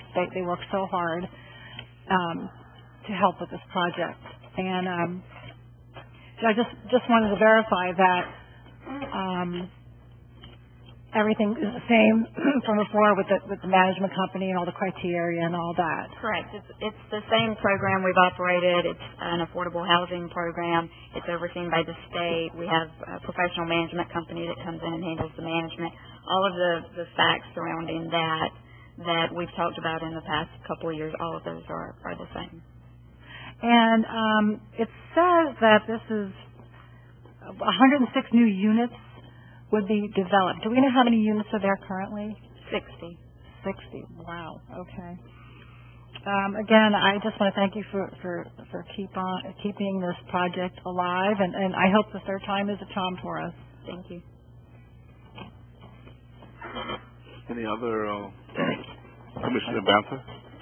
Thank you. I think this project is a great idea. It's much needed facelift for that area, and the fact you're bringing in somewhere around 40 more units that can be rented out as well is also good. It mentioned there, and you might not have the answer to this, or it might be for Renee. It says the residents will be placed elsewhere during that process. Right. Part of our process is that we actually have a formal relocation plan. And when we redid the buildings a couple years ago at Oak Ridge, we went through this same process. We work with a consultant who actually helps identify other locations for the residents to live in while we're doing the construction, and then they're offered a first right of refusal to come back once the units are completed. Depending on the time frame, generally it's less than a year that they have to be displaced while we're under construction. And we try to keep them in Tarpon Springs or as nearby as possible. We leave that choice up to them. We can't dictate where they go, but clearly if they wanted, when we did Oak Ridge, there were several that not only wanted to stay within Tarpon Springs, they wanted to stay in the Union Academy neighborhood. And so we worked very hard to accommodate as many of those requests as we can. And they'll get, you said, first right of refusal to come back. Correct. We also cover all of their expenses and assist them with moving. And we provide with movers to actually come in and pack up their stuff and help them move and that kind of thing. Okay, thank you. And just lastly, Renee, I know I've mentioned this before when I've been on other committees, but especially with the increase in units we're going to have there possibly if this goes through, which I hope it does. Is there any chance ever, or is there a reason why not, to open South Distant to Belcher completely? That connection is identified in the comprehensive plan. I think probably the appropriate time to evaluate that is, we're still, having the push to get MERS through, and I think once that connection is done, then looking at the future connection of Distant, Belcher, at that point in time is probably a good idea. I think definitely when we have those units completed in there, that would be much needed, not only for evacuation purposes, but there's other neighborhoods along there as well that would benefit from South opening up. But this is a great project, and I hope it goes through quickly. Thank you.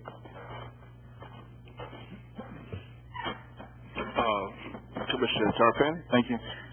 Renee, two questions, both of which were already mentioned, but I think it's important for the record. Could you give the date and year of the first and second time that this application was heard and approved? Yes. Give me one moment here.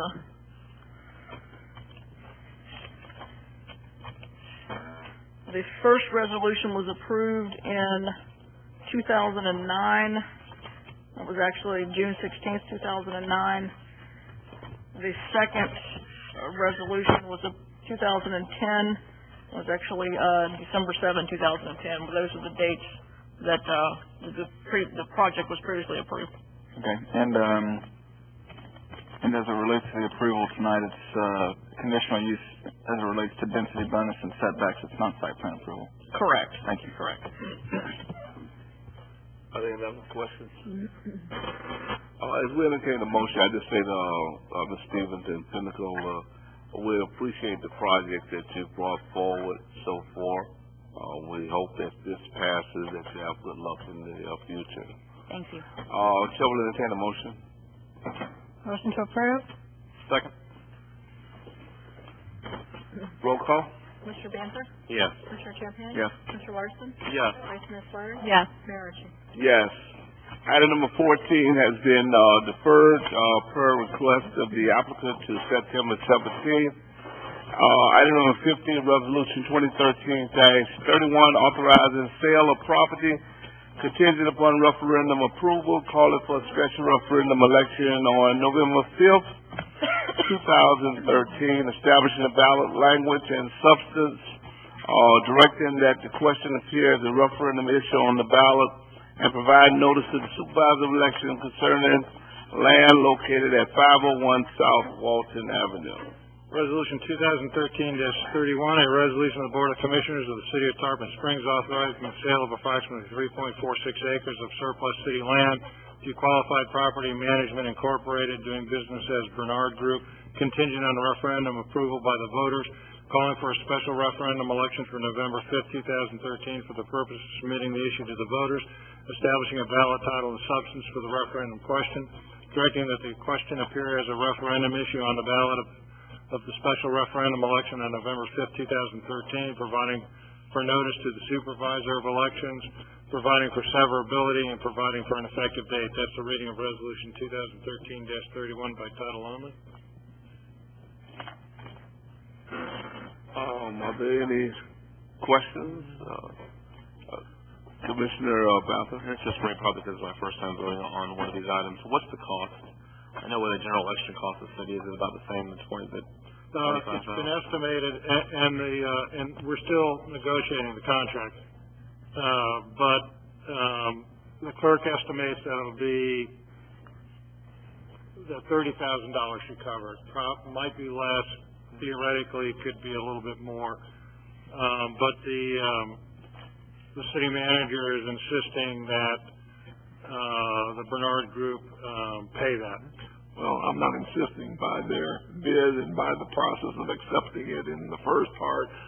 They agreed to pay that $30,000, and the word refundable was nowhere in there. So I am holding them to what you approved before, and in my mind, that's not negotiable about the referendum item. That's part of their RFP process and what you just approved earlier. So, okay, he's not insisting, but he's strongly Well, advocating. I do agree with him. So I don't, especially being that we're selling it at the price we are, and I'm concerned about the city. I've always been concerned about our election costs here, but that's for a different time. But if we approve this, would that be in fact the case where the applicant pays? Right. We're still working on some terms in the sales contract, but essentially the sales contract going through the sales contingent on them making that deposit by within a couple of weeks, and the contract will provide that if it's a little bit more, they're going to pay a little bit more. If it's a little bit less, we'll refund the difference. It's contingent on the referendum, and then I believe we're talking about doing a closing within 60 days after the referendum if it's approved. Okay. So my concern was the cost of the election, and if the applicant's going to be held to that, then I'm fine with it. Thank you. Any other Commissioner Tarpon? Thank you. I would certainly echo the city manager's thoughts as far as the applicant paying for the referendum. I mean, if it was a case where if the public approved, the ballot language, if there was a way for no one to pay that cost upon approval, then that would be a different story. But that's not the case. I mean, regardless of whether the vote is yes or no, the cost still has to be paid. So the only other thing I would say is it was mentioned earlier about trying to attract a younger demographic into this community. It's my belief that one of the best ways to do that is through industry. So, you're not going to be able to attract younger families or younger people to live in a community if there's nothing here for them to do in terms of work. So, as I mentioned earlier, in weighing the options, whether you go with an applicant like this or whether you go with a new housing development, that is something that you certainly have to take into consideration is the job creation. And everything else that we're doing is in terms of, you know, some of the trendier things, the chickens, the golf carts, the dogs, whatever, that helps, you know, be attractive to some newer families, but it starts with industry. Thank you. Commissioner Larson. Thank you. Two quick questions. Mr. Yakovlin, the last sentence of the question says, the Bernard Group has stated that it intends to develop the property as a multi-care assisted living facility. Am I correct that the referendum question is simply selling the land? It does not actually dictate what they do with the land. That's simply stating their intention? That's correct. And also, there's no time frame for which they would have to begin or end construction or renovations? No. Thank you. As we look at moving forward with this, and we don't have a contract, but I can share with you that one of the things that I like to see is that there is some time frames written into the contract. I was not just talking when I said that we had some projects before that wasn't completed. I want to try to ensure that this is not one of those that we're still talking about as we are with some other things that's on the drawing board. So those are some contractual things that I think that we still need to kind of work out as we move forward. Well, that's going to be an issue. The only way to do that is through a development agreement, and there is insufficient time between, in my opinion, insufficient time between now and the referendum to do a development agreement because of the way our development agreement ordinance. Well, it's another reason that hopefully the developer understands about paying that $30,000 and moving forward. We do have an election in March, you know. While I want to move forward with this project, is that I haven't, you know, had heartburn because it's been vacant there. So we want to move forward. We want to move forward as a partnership. Hopefully, you know, these type of things we can work out as we move forward with this. Well, I guess what I'm saying, I understand what you're saying about the only way to do a development agreement, in my opinion, is to defer this to the March election to give us time to do a development agreement because our ordinance is very cumbersome. And Mayor? Yes, sir. Yeah. I mean, I personally think that's a great idea. I mean, assuming that the applicants would find it attractive. I mean, I don't want to lose the quote-unquote deal, but if it's attractive to the applicants to not have to pay the additional $30,000 and piggyback onto an election that we're already having in March, in terms of, I mean, he's given the thumbs up. So, but that's with the mindset that there's a development agreement and that there's terms and conditions put in place that basically say that, look, you got to build this thing, and we're not going to sell it to you and then be left with vacant land for 10 years. Forgive me. I have no issue with that. Makes complete sense to me. For the extra 3.5 months, you're already going to be going through the process, so you're already going to, forgive me, I don't know the right verbiage, referendum, election, whatever it might be. If it's put in there that defers the cost to us, it's a home run for us. You get the verbiage that you're looking for. Everybody's happy. The only caveat I would ask is for goodness sakes, let us give some sort of a down payment so that we continue to begin to bring in supplies, so on and so forth, so that if it does go through, we're moving in the right direction. We want to hold the property up, is what I'm trying to say. Yeah, I understand. well, what I would. This is kind of a surprise here, so I'm thinking on my feet. I guess we shouldn't go ahead with this resolution.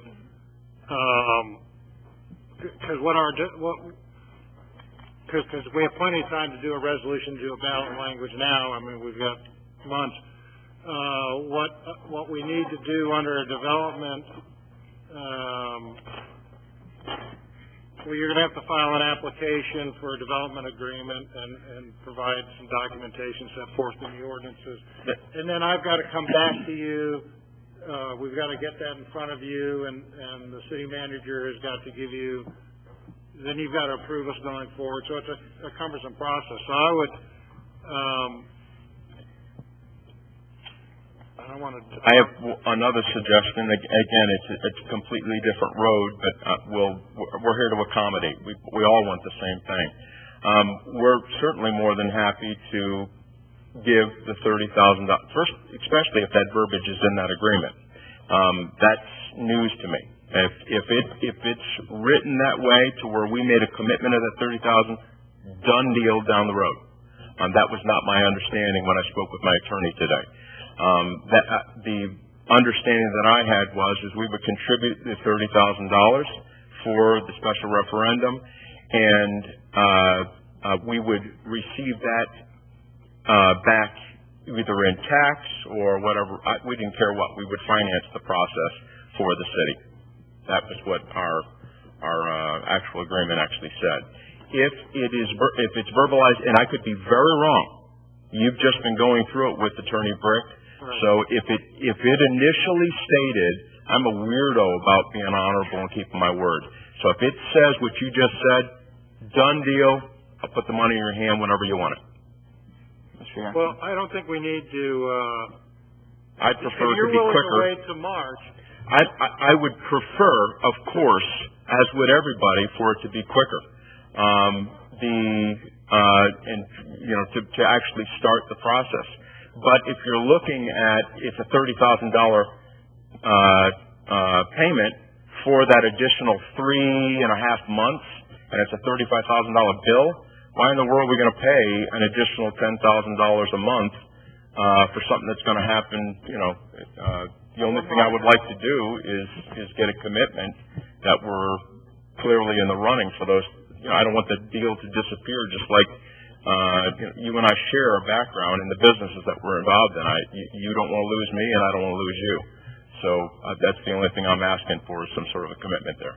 Okay. Well, then I would recommend that the commission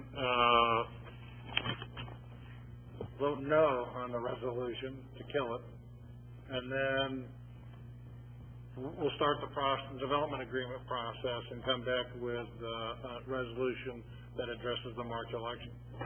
May I offer a suggestion? Sure. Or something to think about? Mr. Bernard? Yes, sir. Is saying that he wants to give a deposit in order to keep his momentum going with the project. So maybe within the contract there could be some benchmarks and contingencies that say, okay, if we get to a development agreement in January, in order to help him move forward, then that contingency on his end is waived, and then then the only thing he's waiting on at that point would be an affirmative vote at the March referendum. Well said. It enables him to secure the property with the contract, get a deposit going, and then release a contingency to help him move forward. All right. Well, can I don't want to make those decisions on the. Yeah, well, we can bring it back. Sure. Maybe next week. Think that through about how we want to structure that. You're glaring at me. Well, again, we'll have if we're going the development agreement route, then obviously we got to construct the deal, get the approval, and I don't think that's something you're going to bring back right away. No, but I can come back certainly with a contract. Mr. Attorney, it's not. I just want to tell you, it's not. This development agreement thing is not that simple. I get it, that's something that that's your forte, not mine. Maybe I can make it simpler this way. Mayor Ritchie has a very valid concern. His concern is that somehow, did I say it wrong? Archie. That's all right. I got half the board laughing at me, so. He has a valid concern in time frames. I am not as concerned with that. I know what I'm going to do. So if that is what is forcing you to go to this other platform to negotiate from, if it's easy for me just to volunteer that verbiage to you, that might be what you need in order not to have to go through that other process. No, here's the issue: is that is that this development agreement to meet the mayor's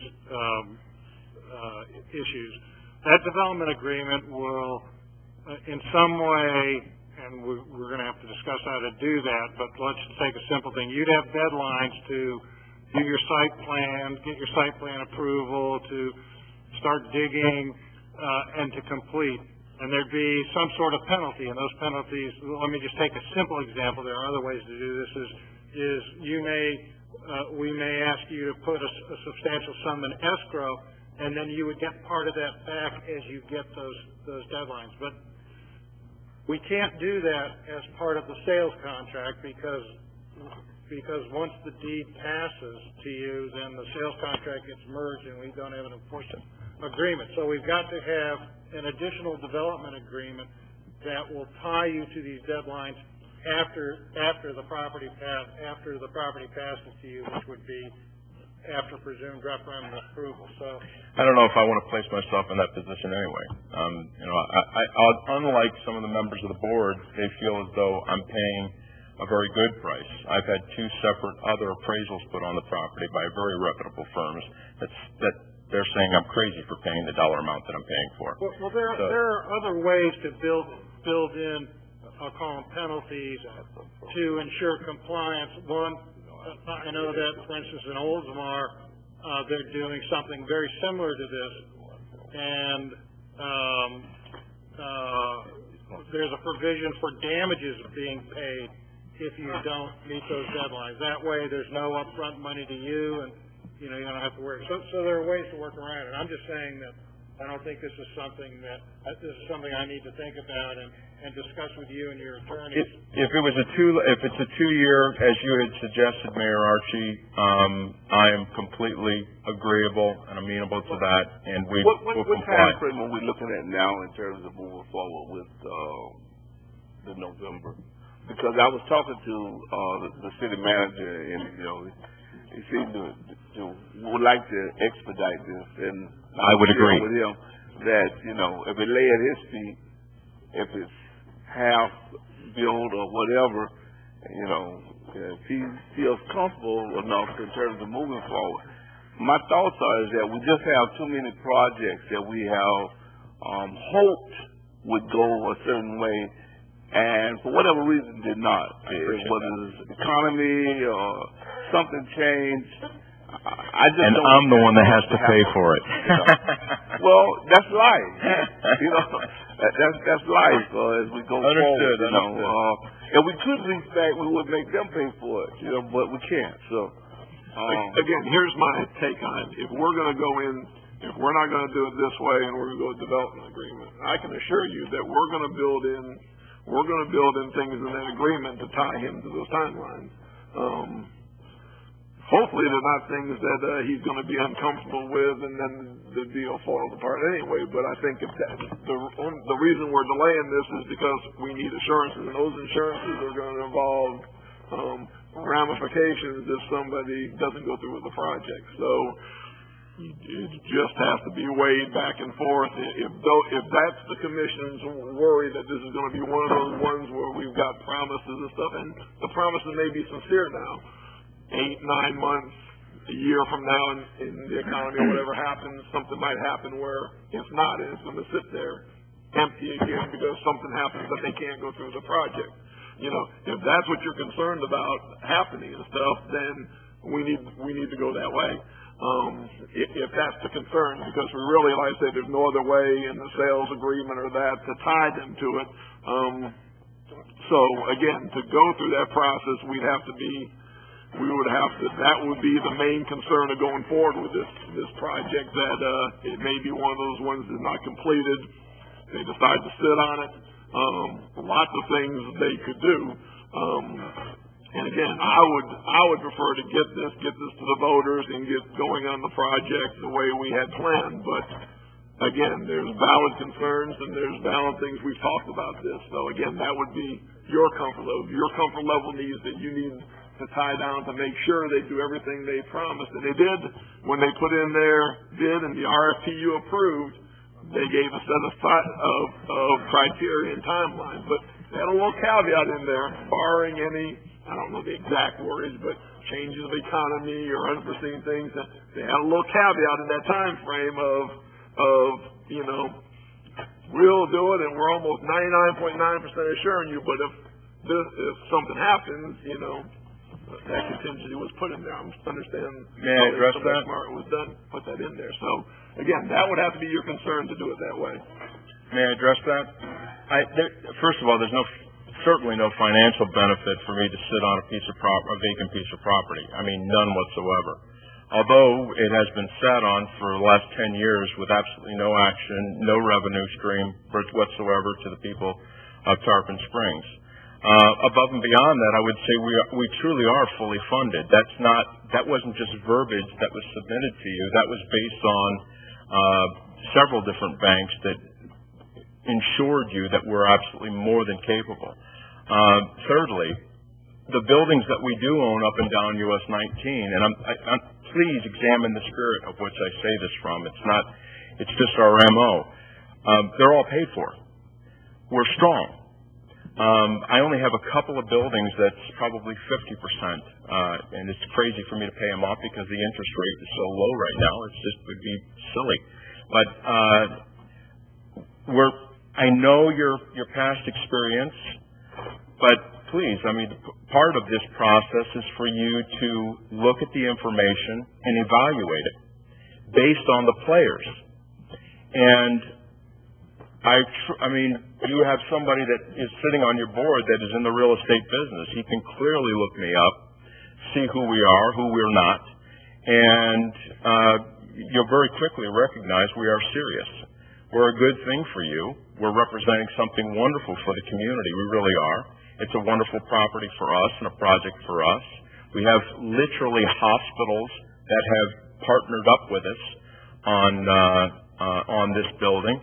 So there is a desperate need for ALS in this area, particularly the Alzheimer's unit. They're literally having to send them to different counties and you're talking about families that live here aren't even able to have their families members here locally. So what I'm trying to tell you is there's no financial benefit whatsoever for me to sit on the piece of property. I'm the one, not you, that wrote in there, I'll have it done in a 2-year period. If it takes me 2 years to finish that project, I would be utterly shocked. I gave myself plenty of fudge time with regard to that. So I've made it pretty clean, pretty clear. You can look me up, take the variables that are available to you right now, and recognize, goodness sakes, he's offering a fair market value. He's offering to have it done within a specific period of time. I've complied with everything you're looking for. Mark, I am clearly, did I say all right, Mark? I'm with you. I would like to get it done. I'd like to get it moving. It's not in the benefit of the city right now to continue to sit on that piece of paper. You procrastinate, we're looking at a year down the line without, again, any revenue. 100 jobs of the people are not going to be able to contribute to the city of Tarpon Springs. 120 people that are desperate, literally desperate right now for rooms, that are not going to have rooms, and it's based on the decision that is made here and now. Money's there, you know it. I gave you access to it. Terms, we've agreed to the terms. I don't know how I can, my past 25 years speaks for itself. There's not any projects that are just sitting on the sidelines. You have to make a decision based on the evidence that's in front of you, and I understand that you've had some bad experiences with, forgive me for using such strong language, with charlatans, but I am not that guy. I'm not. And we appreciate that. As we look at trying to move forward, one of consensus as to whether we want to try to construct a development agreement or listen to the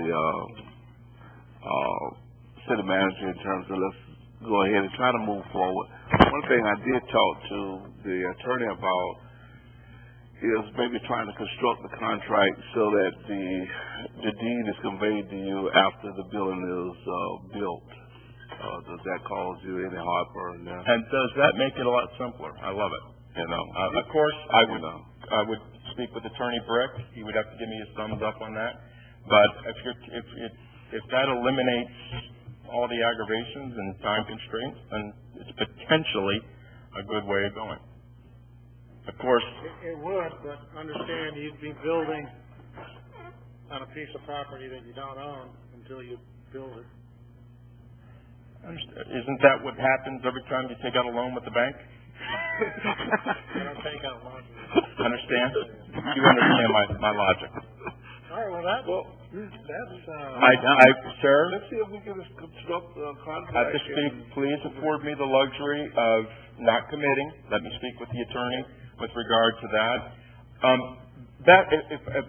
In my closing, I would offer sitting down when you come up with something that's a logical, good plan that works for you. I want the property. You want to sell the property. I'll negotiate out anything you're looking for. okay. All right, okay. And let me say, I need to talk to my real estate attorney. That's finally my today, but we already discussed that being a potential, so we could do that. We also have the time frame with the one reading process. We can still have this and approve this the 20th and still meet the referendum guidelines if we choose to do that. That might be a good I was idea. just talking to the deputy clerk, so trying to get some clarification on our time frame.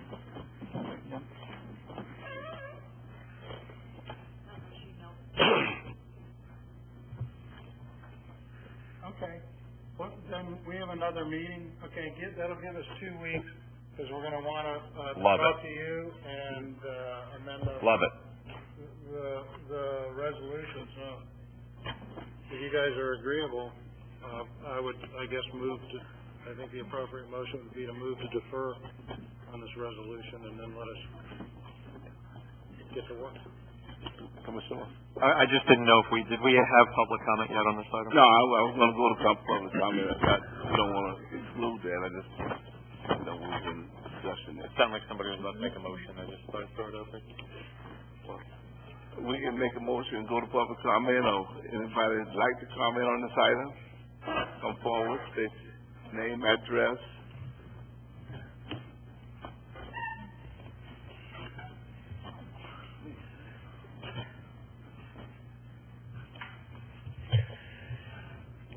Peter Lackus, 514 Ashland Avenue. You're selling city property without a development agreement? This screams for a development agreement. Now, I have to say this very civilly and very politely. Mr. Jacobon did a good job of scaring Mr. Bernard about what a development agreement is. It's not all about penalties. It's about commitments, agreements. And he's here saying, yeah, I'll agree to this. Let's talk. Well, that's what a development agreement is. You tell Mark to move forward with a development agreement. He meets with the applicant. They construct an agreement. They come back. You approve the agreement. What's the rush?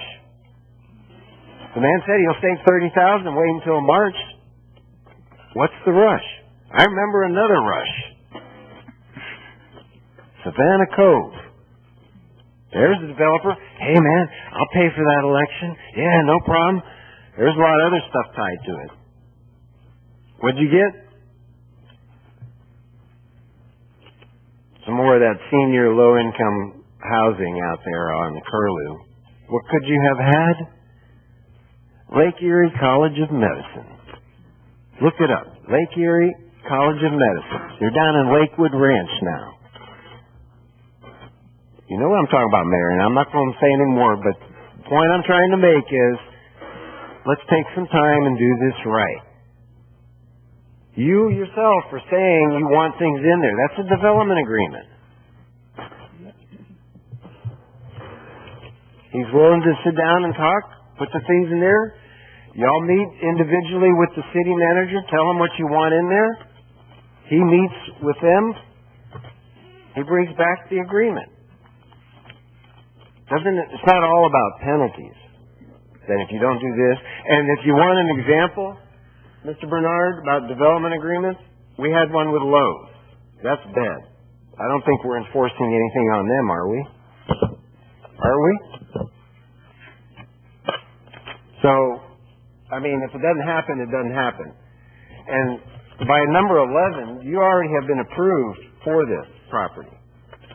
So, part of the sales contract, when you agree to, as Mr. Yacoun said earlier, you'll close within 60 days, you're going to put some kind of deposit down. There will be a deposit. And if the referendum doesn't go through, you'll get it back. We got to get people straight so he knows where he's sitting and you know where you're sitting. Thank you.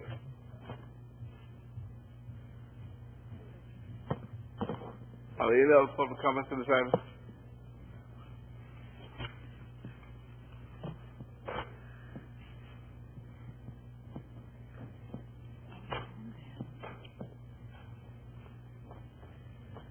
Josh Readings, 803 Wickham Boulevard. I didn't come here to really discuss any issues tonight, but I'm surprised at what I've heard this evening. I think the decision that you people have to make is being short-sighted. I think the offers being made by this particular group, I'm sure, are legitimate and credit-worthy, but I think it's irrelevant to the long-term planning that this commission really needs to make. Most of you are here for 2 or 3 years. Tarpon Springs is going to be here another 50, 60, 100 years or more. That's a prime piece of property, and as it used to say, you don't sell land, they don't make any more of it. I think it's a mistake to consider to sell something that valuable in the center of town at that location that if you look forward would be a tremendous project for apartments and condominiums. That would bring in more money to the city, more taxes, than this short-term solution of putting in Alzheimer units. Your market should be the public condominiums or apartments, not Alzheimer patients. All due respect to the medical profession. From what I understand, they're making great progress in Alzheimer's cure. You may not have any Alzheimer's patients in the future. You should look to a legitimate financial resource for the city down the road. That's it. Any other public comments? State what we're talking about was a motion to defer this item. But we're open for any motion.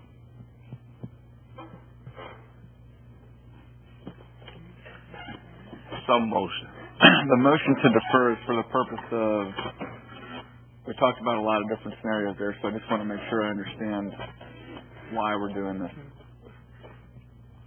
That's for the attorneys to sit down and see about trying to craft something that would work if we was to move forward for it in November. Two ways to go. I think you tell me 2 ways to go. Development, we already know if it's going to be the development process, and we know what the development agreement process is, and we've got. And we won't make that by. We won't make that by then. The other possibility, and he's got to consult with his attorney, and again, I need to try to copy. That's my real estate copy. The other possibility is a contingent sales agreement that. Deed upon CO. Yeah. Okay. All right. So I move to defer. Deadlines in it. I move to defer until our next meeting. If everybody's good with that, I mean, if the applicant's fine waiting on that, and which I think we just talked about. So. Well, and for me, it would look for a second of that. It gives us the opportunity to look at this agreement, and as we move forward, maybe Commissioner Lawson might have a better thought process in terms of where we're at, maybe not, but it gives all of us a little time to look at it in terms of what we got, and then move from there. I'll second the motion. Roll call.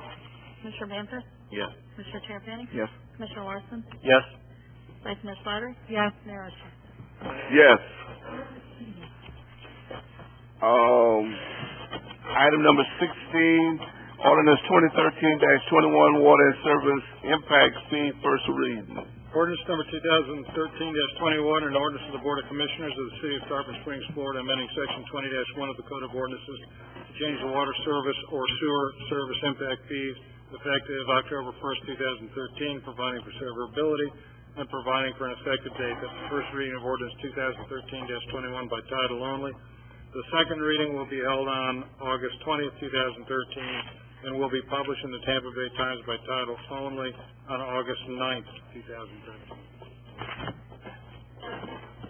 Any questions? Any public comments? Chair will entertain a motion. Move for approval. Second. Trying to get our money sometime. Roll call. Commissioner Banther? Yes. Commissioner Terrapini? Yes. Commissioner Larson? Yes. Vice Mayor Slater? Yes. Mayor Richards? Yes. Item number 17, ordinance 2013-22, water and sewer golf course reclaim fee, first reading. Ordinance 2013-22, an ordinance of the Board of Commissioners of the City of Tarpon Springs, Florida, amending Section 20-81A of the Code of Ordinances regarding reclaimed water rates to establish a monthly reclaimed water charge for the city golf course, providing for severability and providing for an effective date. That's the first reading of Ordinance 2013-22 by title only.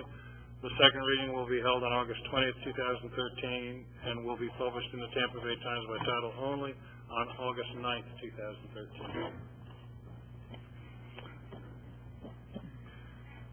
2013. Pretty much we're trying to fix something that's been done, to legitimize, put it in ordinance form, something that has been done. Any public correspondence on this? Just out of curiosity? Any public? No? Do anybody know how many gallons are they using? This is a discount? It says on the them? Oh, no, that's I know, I see where yeah. it's,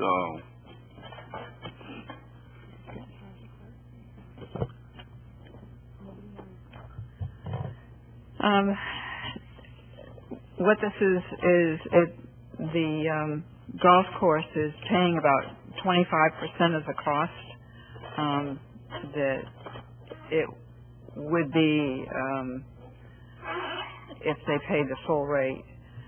The advantage is that the treatment plant can store that water in those ponds and avoid having to do additional treatment to the water where they have to remove the chlorine, which I've been told is a very expensive process, and they can't discharge it into the river without doing that.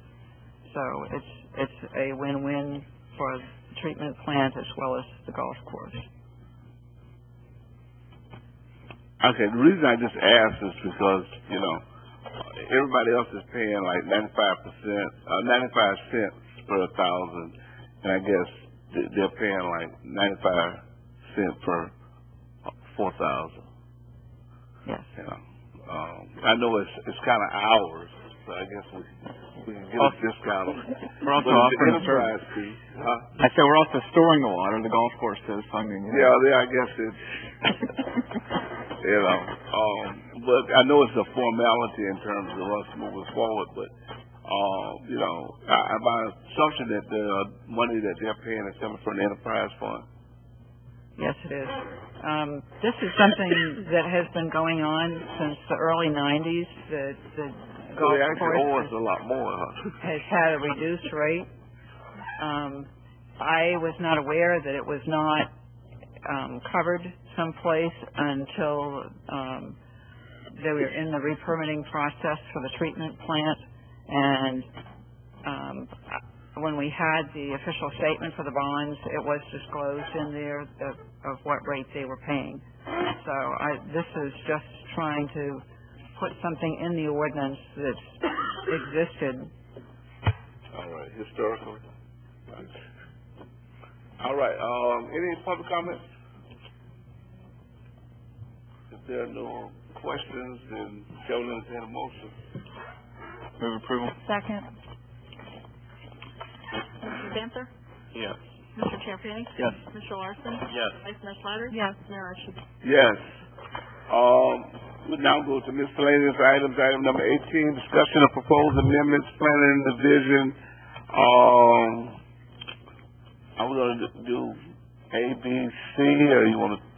Well, these are just for discussion, so you're not Okay. going to vote on them tonight. They'll be coming back for you for formal voting at September, if everything goes according to plan. You should have in front of you a set of color maps. It's the transect zone map and the character district map. I apologize for not including that in the backup when I was going through this again today. I realized it probably would have been useful to have that to refer to as you were reviewing these proposed changes. The first two ordinances, 2013-18 and 2013-20, are related. Those both pertain to the special area plan. One is the actual land development code, or the SMART code, and the second is the land use map or comprehensive plan portion of that.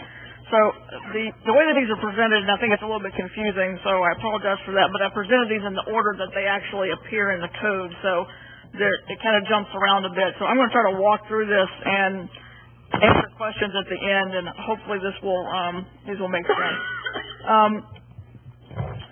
As you know, the SMART code was adopted in March of 2011. We've had it, several projects come through. From the staff perspective, we've identified a few things that we think need to be tweaked. We've also been looking at the code with respect to potential project on Tarpon Avenue, the Forbes property, and what we need to do, perhaps tweaks to the code to help that project come to fruition, as well as dealing with some issues at the sponge docks with regard to the moratorium that was put in place on kiosks and outdoor market buildings. So I'll just walk through these one by one. The first ordinance is specifically amendments to the SMART code. On Chapter 1, the first is an amendment to the general instructions, amending the cross-reference to the land development code for the stormwater requirements. There's no stormwater requirements specifically called out in the SMART code with cross-reference to the land development code for that, which is actually more restrictive and more stringent than SWIFT mud requirements for stormwater. So in order to give us more flexibility for these infill projects to happen, we're requesting that we simply strike that reference to the land development code and just be able to work with the SWIFT mud requirements for drainage and stormwater. So that's the first recommended change. And then there's a set of tables with various amendments. Table 4E1, the building function table. And this proposed amendment relates to two or three others that are listed later on. And the T4C district, which is predominantly the yellow district, between downtown and the sponge docks, where we really are starting to see an increase in activity. You've seen the trail completion, the improvements of the trail. We're getting some retail businesses that are interested in going there. Right now, the way the code's drafted, that is a conditional use for those retail functions to go in there. You've reviewed two of them. We want to loosen that a little bit and make those permitted. In doing so, what happens is instead of becoming restricted retail, we'll move those to limited retail, and then we're putting some additional criteria in that limited retail building function category to kind of still tighten things down a little bit. So they'll become permitted, but there'll be some additional criteria put in place to further to kind of keep those in check. So it's kind of a little bit of a loosening on one side and a broadening on the other. The exact language that's being added to the limited retail is that retail use is not permitted on lots within the T4C zone that are also within Spring Bayou and the Sponge Docks Character District, or on lots that solely front on the C prime or C prime designated streets. And so what that will do is it's basically going to limit the areas where you can do that, but it will be permitted in those areas as opposed to conditional. And hopefully this will make sense as we continue to walk through. The next table that's being amended is in reference to parking. This amendment pertains to the Tarpon Avenue district. We're basically creating a parking exemption, where it says the following transect zone shall be exempt from required parking where it can be demonstrated during the site plan review process that available public or private paid parking is within a 5-minute walk. And then the only district where we're proposing that is the Tarpon Avenue, Main Street district. So that's, because there is available public parking, and traditionally you do have lots that are built lot line to lot line and functionally cannot provide parking. Number 3, something that was number 3. Number 4, the specific and function and use table. This is the actual use matrix for all the districts and the what's permitted and conditional. And then there's a list of, underneath of that, list of changes to that table.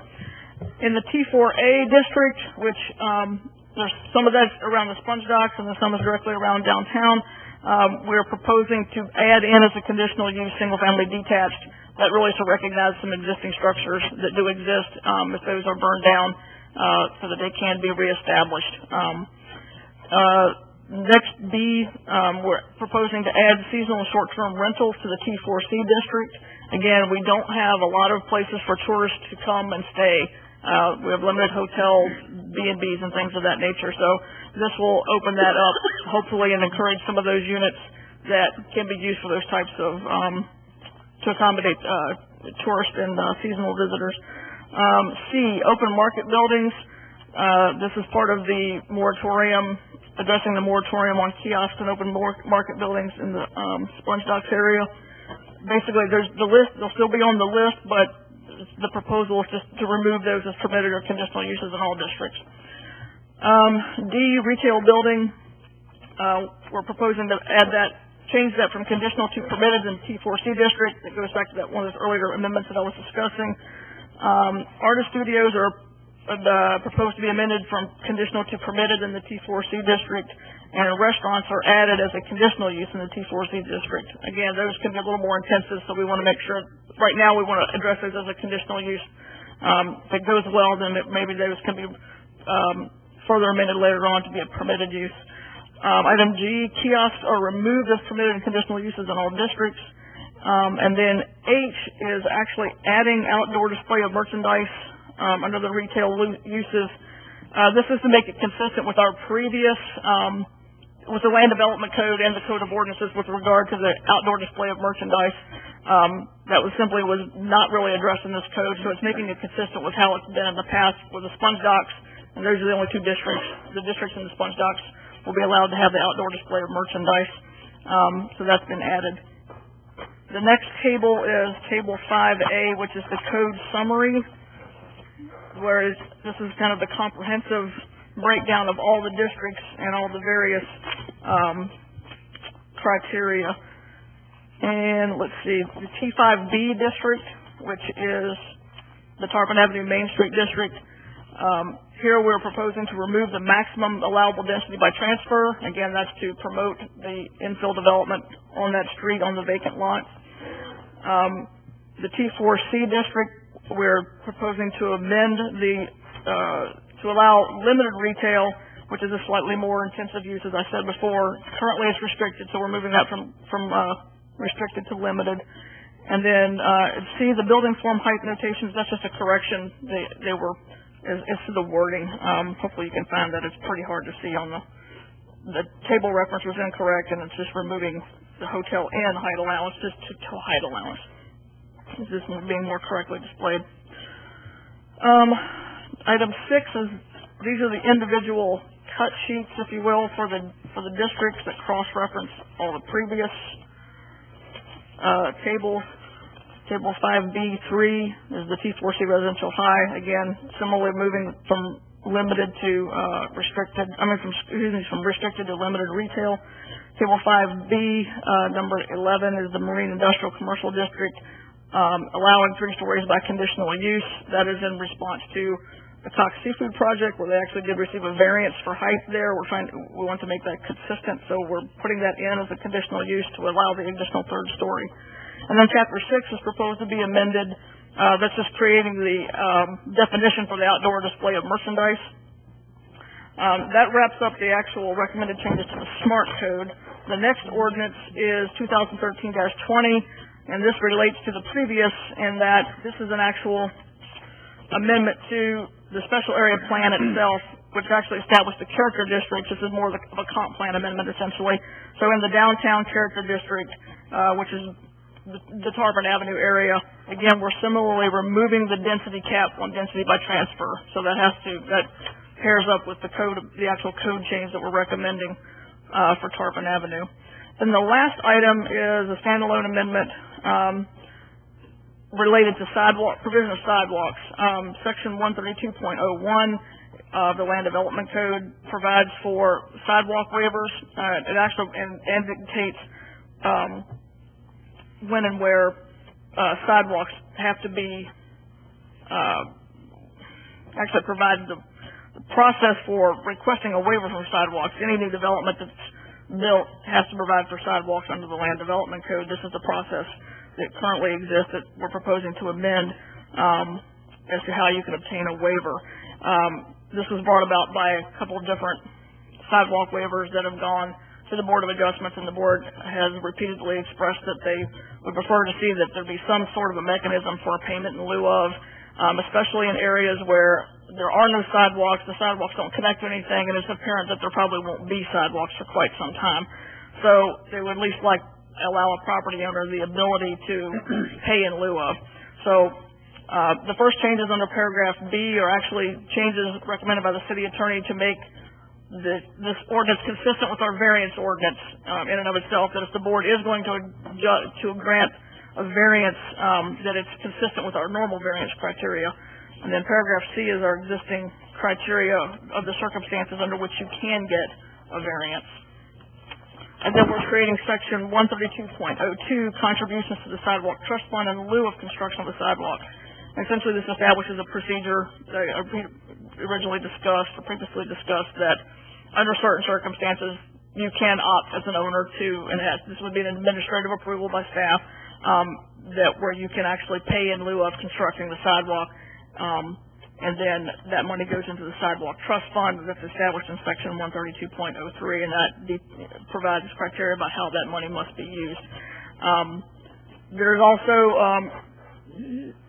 under the sidewalk trust fund contribution section, the 132.02, there's also a provision that if you as a property owner still think that you shouldn't have to build a sidewalk and there's some extenuating reason that you shouldn't have to pay, you can still go to the Board of Adjustments and try to plead that and try to make that hardship determination. So with that, I'll stop. I know this is a lot, and I hope that it's not too confusing. I'm asking the board, if you're comfortable with these changes, that we'll go ahead and schedule these for the Planning and Zoning Board hearing this month and bring them back to you for action in September. The Planning and Zoning Board has already seen these and discussed them, and we're as a group satisfied with the proposed changes. Obviously, you have to go back to them again as a formal ordinance. So with that, I'll stop answering any questions that you might have. Well, thank you. It is a lot. It is a lot. I apologize. But there's some things I know that's needed to clarify. Some of the conditions that we found out about later on as we moved down the smart code road. One of the things when you're looking at the payment in lieu of the sidewalk, is there some type of formula that you're proposing that will be used to? There is, and I'll just read what that says. The fee shall be set on a per linear foot of street frontage basis and shall be based on the average of the city's sidewalk construction cost on a per linear foot of street frontage basis. And actually, the code specifically requires that every 2 years that we bring a resolution to the board and have that fee set. So we would have to, if we get this done, we'll have to come back to the board with a resolution setting what that fee is, and that'll be in place for a 2-year period. And then it'll be reevaluated every 2 years. Okay. Any questions, thoughts? Commissioner Lawson. Thank you. I also wanted to address the sidewalk issue. I like sidewalks, and I want the city of Tarpon Springs to be a walkable community with sidewalks. I want to make sure that as we look at this sidewalk trust fund, that it doesn't end up becoming some kind of a mechanism to have fewer sidewalks. I mean, obviously, the end goal is to have the same amount or more as we have more development. When I look at the line, and this is what you were just now reading back for the mayor, where we talk about the fee I'm wondering if we should include, it says based on the average of the city sidewalk construction costs on a per linear foot, should we be including some kind of a value for labor? And I think that's a very good question. I didn't personally draft this language. I think Rodney was the one researching it, but I would think that it would be appropriate to include, the labor cost, whether our crews are doing it or we're contracting it out. There's a labor cost there, so yeah. I think that does need to be. Because what I'm thinking is right now, a developer, and hopefully most developers would want to put in sidewalks, but maybe a developer would look at this and say, hey, it'd be cheaper for me to just pay into this thing than to put in a sidewalk. Right. So I'd like to avoid that kind of a scenario. I almost wonder if there should be some kind of an equation to make it slightly higher than the cost per linear foot of construction plus labor, some mechanism to make it slightly higher so it's more desirable for the developer to go ahead and put the sidewalk in. This more of a last resort. I guess what you're saying is we're going to have this come back to us. Absolutely, yeah. So we could address that then. Sure. That's kind of, I don't know what my colleagues think, but that's kind of what I'm thinking, that certainly include the cost of labor, maybe even some mechanism to make it some sort of a multiplier, a percentage higher, right, so that it's more desirable for right, a developer to just go ahead and put in the sidewalk. Right. Thank you very much. Mm-hmm. One of the things is we're looking at that. My thoughts was in conversation with y'all. I was thinking about those places where, there are no sidewalks. I know there's some places where, because of the ordinance, somebody has pulled sidewalks and there's no connecting on the east or west or anything. It's just that they have it, and then maybe it might be 2-3 blocks down. Somebody else might have it, or they might not. And I was thinking about those things. I don't know whether we can write that in more so than say the developer utilizing this to not. Right. I don't know whether we can write it for an individual resident. I think we could definitely tailor or restrict this down to. So let me give that some thought. I understand where you're going. I agree with Commissioner Lawson. I don't want it to be an out for developers. Right. I'm thinking about those homeowners where if they built a sidewalk, it'd be a sidewalk to nowhere. Exactly. And nobody else has one, but they just have a little, and they can only travel the length of their yard on the sidewalk, and then there's no sidewalk. Right.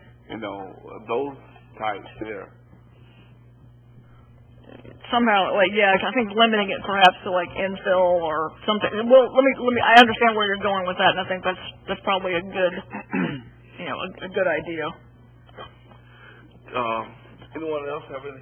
Commissioner Tarpon? I would just say that's when I talked to Ms. Benson about this earlier in the day, and I asked similar questions, and that was more so the example that she gave me, which is what you had just mentioned, Mayor, that was more so the train of thought, correct, Ms. Benson, when you decided to bring this before us?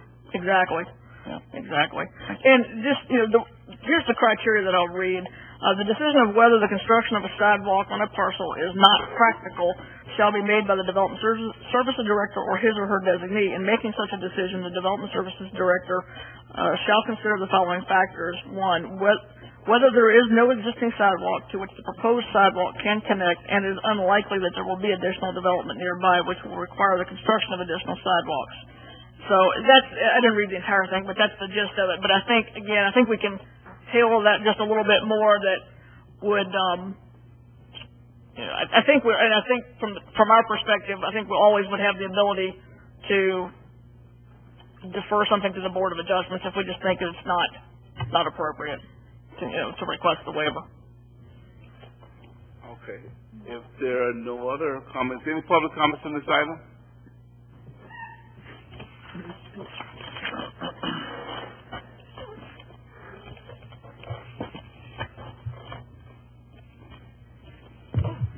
Christopher Busty, 1602 Gulf Beach Boulevard, Tarpon Springs, 34689. Thank you, Mr. Larson, for catching that. This is the item that I mentioned to you some months ago, I think it was, after watching an interesting Board of Adjustment meeting and some planning and zoning meetings. Rodney Chapman had suggested that they take it away from the board altogether, the decision to give this waiver or not, and would keep that on Joey and Mr. Chapman and say whether or not these people would get the waiver or not. At least they walked back from that. But I too, and I discussed this with Mr. Delacos earlier, think that it should be more. Because if it's just an out, then they'll always go for the out to save money on their project. So you got to make it so that they'll want to actually put in the sidewalk. This was after the Attorney Armstrong thing with I guess the Linger Longer property was. So, I mean, again, I didn't hear anyone on that Board of Adjustment asking that this be taken away from them, right? So I don't know what Board of Adjustment he's been hearing this from, but, I guess you can let this decision be made by staff. But if you do, you definitely want to make it so that it's going to push people towards doing sidewalks instead of saying, oh, well, we've got an out because that's, guess where they're going, So, thank you for catching that. And, again, you just got to, the more minds that are working on these things, the better, That's why you can't just have one staff. Now, I did see that the language was changed in there from may to shall. So at least that's been updated.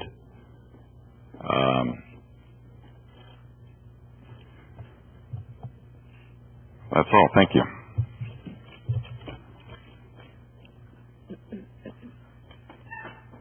No other public comment?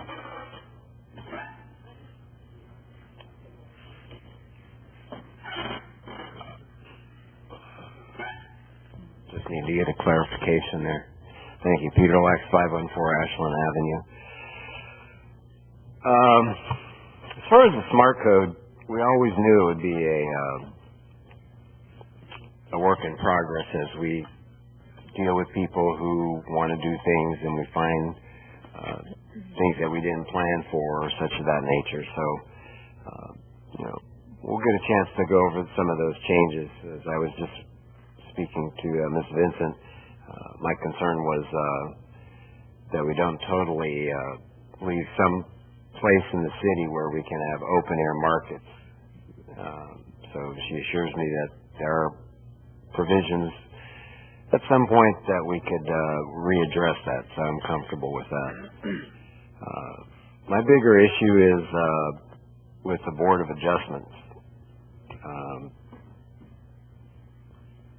More and more it seems like we're taking away what they can decide. I'm really concerned about a lot of the words that were scratched that may replaced with shall. I'm concerned about taking those decisions and putting it just strictly into a staff's hand. It would be preferable that they go to the Board of Adjustments, and if they are granted a variance, that's when they put the money into the fund. Not just come to the city and say, well, we don't want to build a sidewalk. How much is it going to cost us? Even if there's a little bit of a extra fee in it, which it should be, because we want to be encouraging people to put in the sidewalk. But my bigger concern is taking the control out of the Board of Adjustment's hands and basically forcing them to make a decision. Why are they even there if you're going to, in the ordinance, saying you shall, you shall, you shall, you shall. So I would prefer to see that the Board of Adjustment still be the first person or first people that someone wanting a sidewalk waiver to go to. And then at that point, if they are granted, then they pay a fee into the fund. Thank you.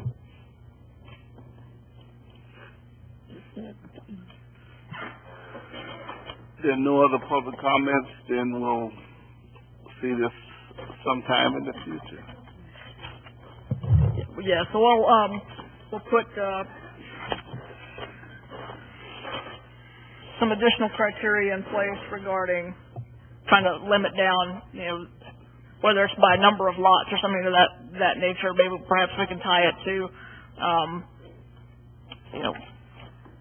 that you can't request a waiver for more than one or two lots. I mean, really, you could even limit it to just one lot for the payment in lieu of. We'll evaluate that, and I want to keep this on track. It is scheduled to go to the Planning and Zoning Board, and then it will come to you in September. We'll address that with the Planning and Zoning Board as well. And I do like the idea of the multiplier, whether it's 1.25 or even 1.5. We'll look at that and get that into the ordinance. I think that's a good suggestion. So with that, I think I have good direction from the board. Thank you. Thank you. We'll now go to item number 19, discussion usage of golf carts on city streets. And Sergeant Young is coming up because I'm going to try to make an attempt to say as little as possible tonight. I might not succeed, but I want to start out. We've been dealing with this issue, and this concept has come up for a while. Obviously, the concept of some type of alternative vehicle that saves on gas, emissions, and all that to go around the streets in Tarpon Springs, I don't have any problem with that concept. And that concept exists now. People can do that now, and they can do that with low-speed vehicles. Low-speed vehicles, which are look like a golf cart. I know because the person that was convincing you and telling you to pass the golf cart thing wasn't riding you around in a golf cart. They were riding you around in a low-speed vehicle. The reason they're tagged and done is because their suspension from tip over is made for the street and not for golf courses. Their safety features such as safety belts are made for road use, not golf carts. Golf carts are made for going on golf courses. Low safety vehicles, low speed vehicles are the ones made for the street.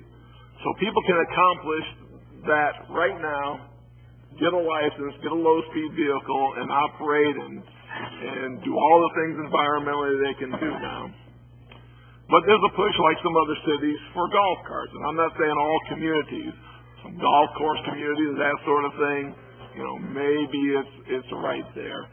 But in looking at Tarpon Springs, the roads of Tarpon Springs, this isn't a golf course community.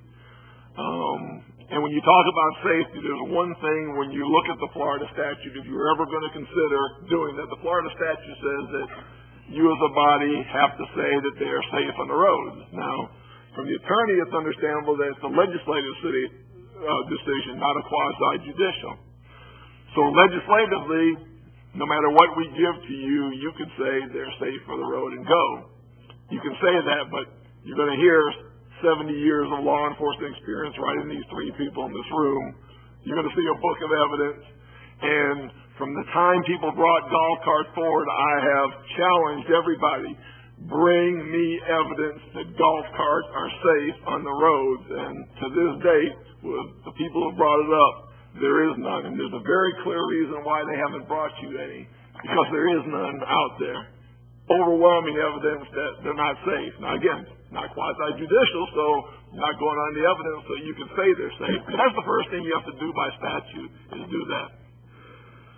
Again, being in public safety and I understand the appeal of them, I understand that, but we in the business, in the law enforcement business, my other side before I came over to here, have seen children in accidents, seen children happen, and there's example after example of children being poster child for not having golf carts because of their safety, and their pictures up, and their parents trying to get legislative. Please close that. Don't let other people decide legislative. You know it's not safe.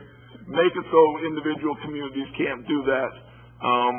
And some people ask, well, you should let law enforcement fight this out and stuff, but I have to continue my fight against this as absurd. And, I'm sorry if I offend any of you out there, any parents or stuff, but It is as irresponsible as can be if you're a parent and you want to put a child on a golf cart and drive them around these city streets.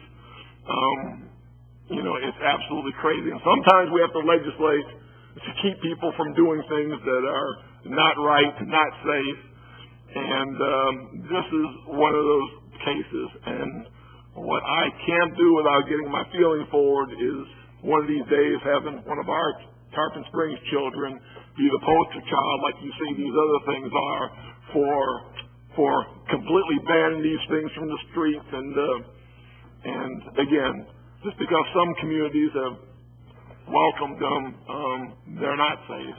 And I'll let Captain Young go on with the presentation and give you his very detailed, very involved look at it.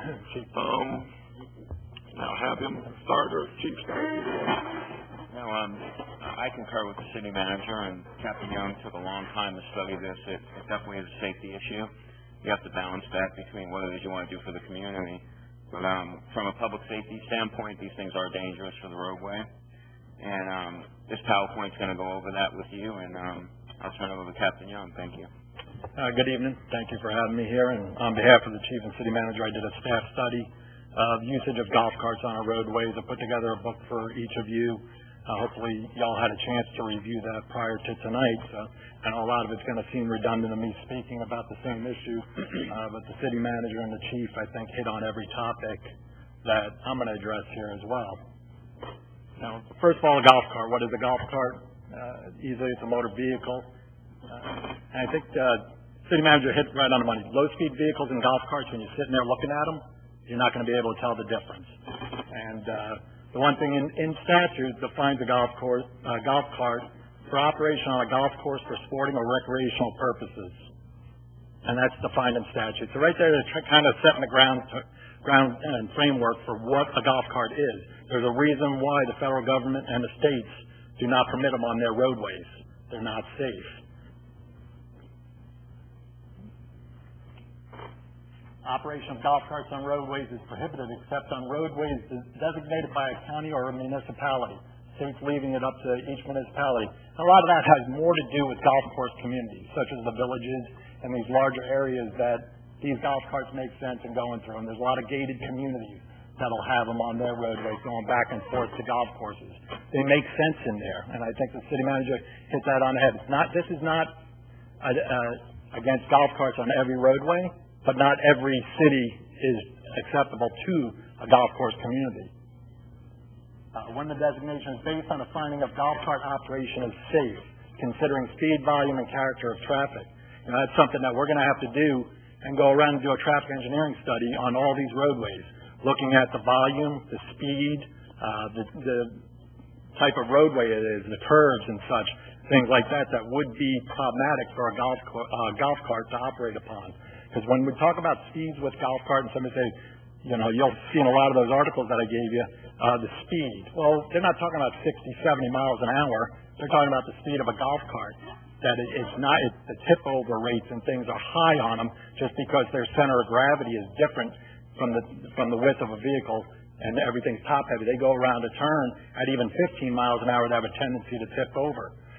You'll see that on a lot of those accidents that are in the package that I provided you. A municipality may enact an ordinance specifying additional regulations for equipment and operators of golf carts on public roadways. Some people will say, well, let's legislate it and put it in there that you can have this safety, this safety. Well, we could do that all day long, and you can legislate all those things. However, they're already done for us. They're done for us in a low-speed vehicle. That's a low-speed vehicle right there. There's no difference between that and a golf cart, except that the speed's a little bit greater. It goes between 20 and 25 miles an hour, where most golf carts can only go up to 20 miles per hour. But the biggest factor with a low-speed vehicle, they must comply with designated safety standards. And all of them have to be registered, have to have a license plate, have to have insurance. Golf carts and golf course communities don't have to have insurance. By statute, you only have to be 14 years old to drive it, unless you did it legislatively. However, It's already done legislatively here for you with a low-speed vehicle. And there's going to be another big avenue and obstacle for a city such as ours with public roadways and county roadways intertwined, that a low-speed vehicle and promoting low-speed vehicle already does away with those problems. And we'll get to that in a second. Here's a definition of a low-speed vehicle, everything in there. And I can sit here all day long and list them. The most important one to me is seatbelts. And you'll see by this presentation how dangerous golf carts there are, and with young kids getting thrown out, not by an accident, just by mere turning of the wheel, and they go over the side of the golf carts. That was one thing I learned looking at a lot of these accidents online as I went through them, that occupant protection is not in a golf cart. Safety standards on roadways, U.S. DOT, United States Department of Transportation, there's no provisions in it. Florida Department of Transportation, no standards published in it. Pinellas County has some developed, but only for specific communities, and most of them, like Highland Lakes, are golf course communities, and they're only allowed to go to and from the golf course in that area. Tarpon Springs standards. If we do look at this and we want to move forward with and become a golf course area, what are we going to do? Well, no county or state roads. You're not going to be able to drive it on a county or state road because we can't legislate for that area. No county parks. So I know some people say, well, we want to drive to the beach. Well, you're not going to be able to go to Fred Howard Park. That's a county park. They don't allow any golf carts. Called down to the rangers down there. The only park they allow golf carts in is Fort DeSoto, and that's only in the campground area. No roads posted over 35 miles an hour or higher, or a volume of 5,000 vehicles per day. Those are some of the things that other areas that do have some of these vehicles or golf cart usage, such as Dunedin and Pinellas Park, use those types of counts on saying whether a roadway in their jurisdiction should be used or not. On our maps that are provided in your book, you can look on there, and the purple areas are county roadways. The dark blue are state roadways. You're not going to be able to drive on a state roadway, period. They'll give you crossings in some areas on alternate 19, but you'll have to perform studies, and you'll have to do a request through the state for those crossings. US 19, I was told, don't even bother. You're not going to get a crossing across a 4-lane highway of a golf cart course. On these the purple roads, the county roads, the problem with on the west side of the city, and I put it in the letter to y'all, most of these areas become islands upon themselves. If you enacted, we could use golf carts. Most areas, like I know Miss Grissom, me and her talked. I drove around, or she drove her low-speed vehicle over to the police department. She'd say, "Hey, look at my golf cart," and I said, "No, it's not a golf cart. It's a low-speed vehicle. That's why you were able to drive to the police department, and it with its license plate, all the windshield wipers, and everything like that." But where she lives, she would never be able to get out of her neighborhood to come down to us because Klosterman Road is a county road. Golf carts would not be allowed to traverse upon that roadway. We would be able to get crossings at certain areas, but they're never going to let them travel upon the roadway. And another thing, in her area there is actually a private subdivision, so even if we did pass it, she's not allowed to park that low-speed vehicle in that neighborhood now. She wouldn't be allowed to park a golf cart in there either because we can't legislate for the private communities either. So we're only talking about the public roads of Tarpon Springs. So if you're in, say, Trentwood Manor, you're not going to be able to get out of that subdivision, okay, because Klosterman Road and Carlton Road are both county roads.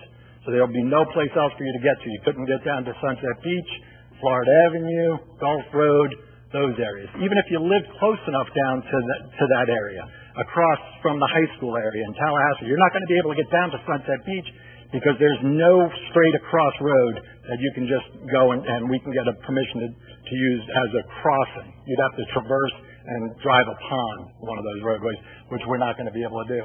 So unless you lived in a small area near Sunset Beach, that's the only people that would be able to drive a golf cart down to Sunset Beach.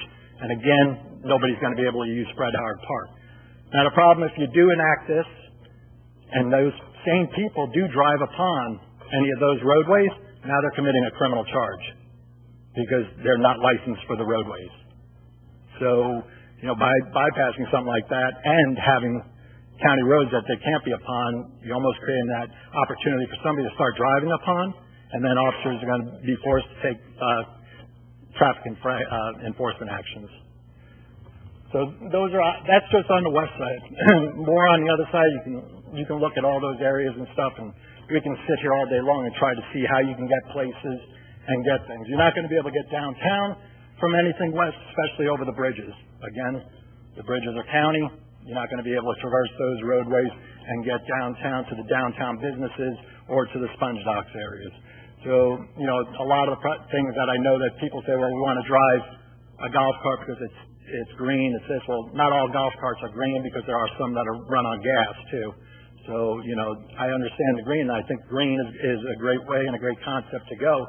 But like city manager said, there's already a low-speed vehicle mechanism by statutory authorization that people can use.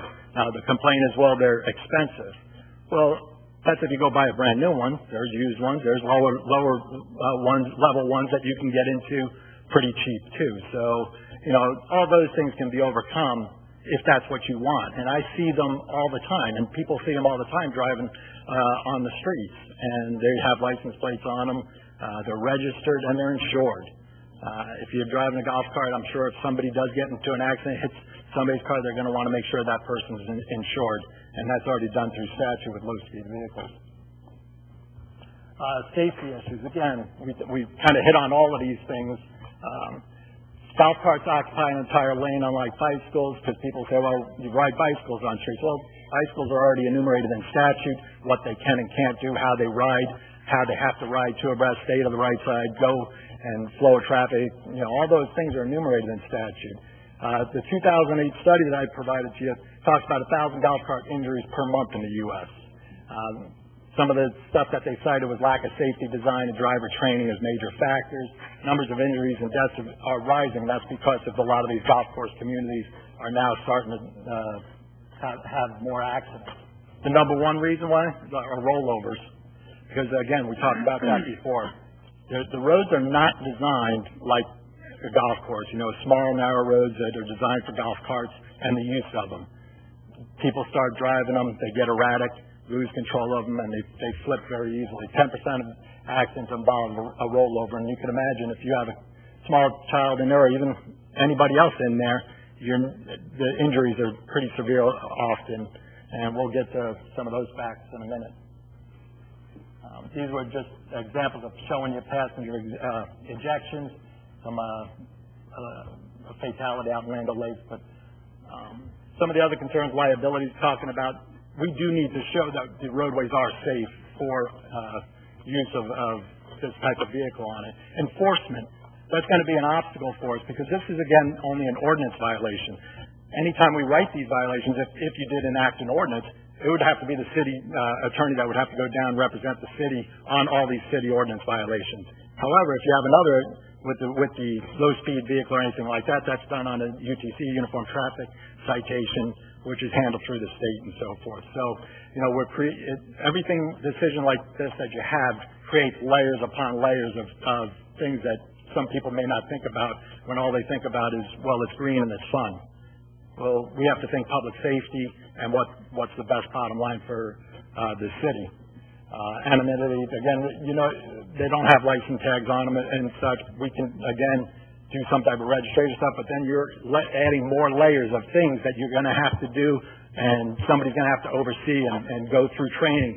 How do you do that? There is no training for a lot of these things, so anything you do would just kind of roll back into another problem for the city. So those things kind of start building upon themselves. Direction. Do we allow golf carts on public streets? If so, what do we put in the ordinance? Again, all those things right there are things that are enumerated in a low-speed vehicle. The second from the last here is signage costs. Every road that you allow a golf cart on has to be properly posted, and that's per statute. So, Pinellas Park had a small area that they did from Mainland's Golf Course to Walmart, and just the state road crossings and county road crossings that they used, the cost was upwards of $10,000 in signage. Okay, so that'll give you a parameter of what you're looking at for a cost. They have approximately 25 golf carts being used down there, about 100 in Dunedin. Most of those are from the golf course community, about 75 of them. Now, while golf carts are fun, we're not a golf course community. Even if you did pass this, people on the west side, if they were able to drive in their area, wouldn't be able to drive to the golf course to use their golf cart because they can't drive on the state road. There's no way to get there. So we are not a golf course community. Statutorily, there's authorization of low-speed vehicle, and we as public safety officials should be looking at that and promoting that for a safe, green alternative for people to use on the roadways. Now, this was a headline in a newspaper: "A golf cart deaths more common than thought." This is just June of 2012. News media always describes them as freak accidents, but they are not. And then somebody dies every week in this country from falling out of a golf cart. Now, I gave you all those books and all those other things in there. I said, well, thinking about that one sentence right there each week. So I said, well, today I just ran off what I missed from the date I put this book together for you.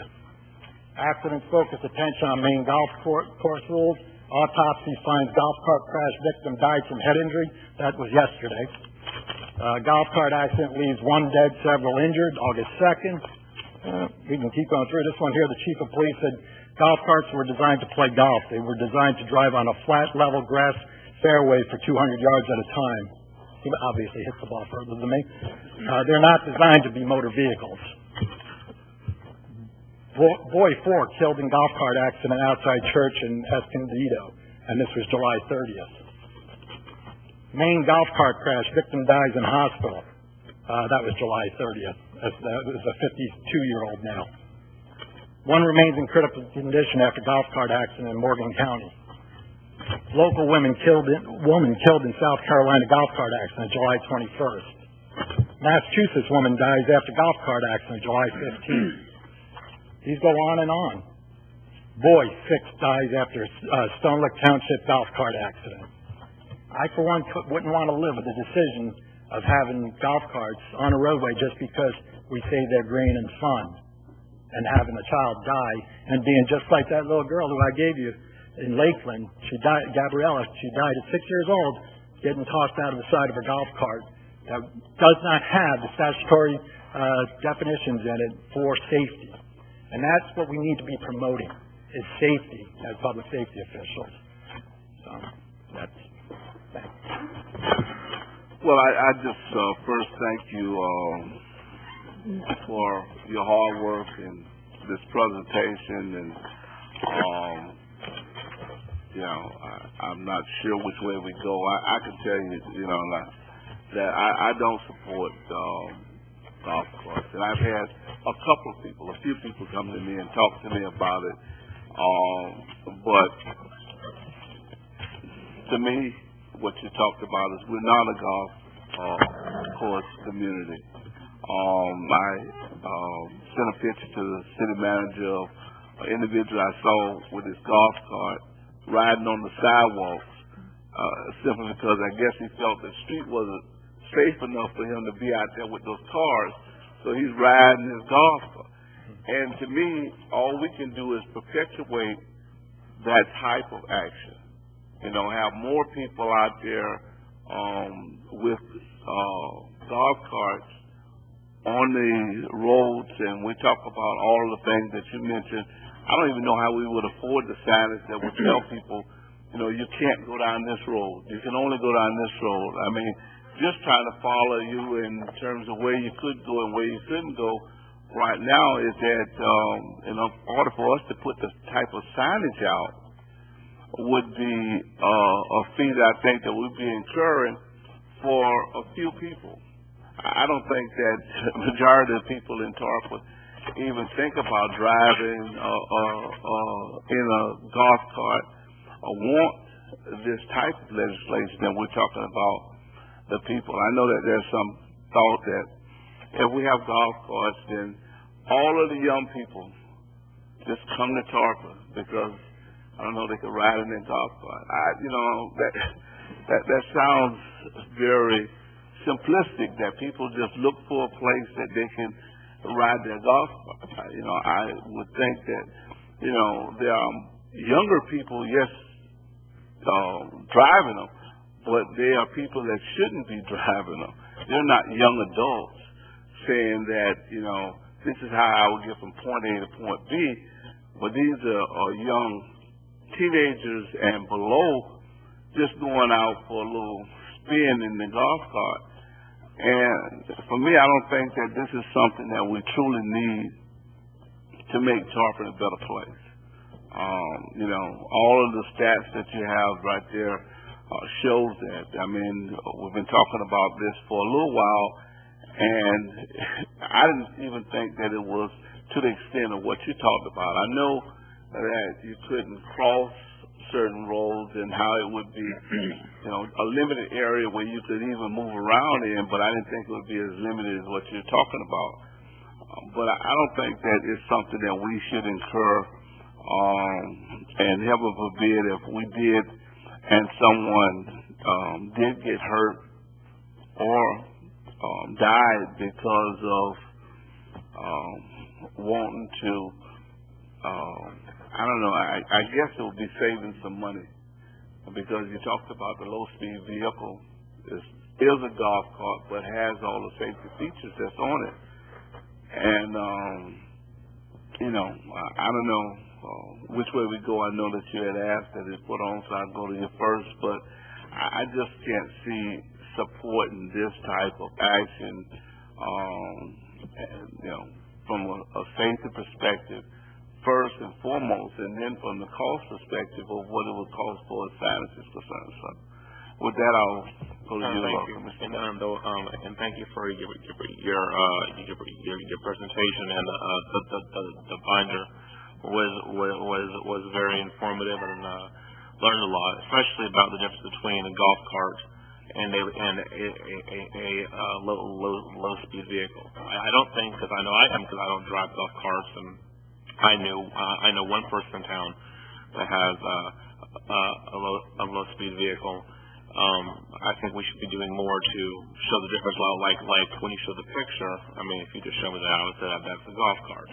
And I've not priced them out, but I would assume if you have the money to go buy a golf cart, I would assume it wouldn't be a huge stretch to find a used low-speed vehicle.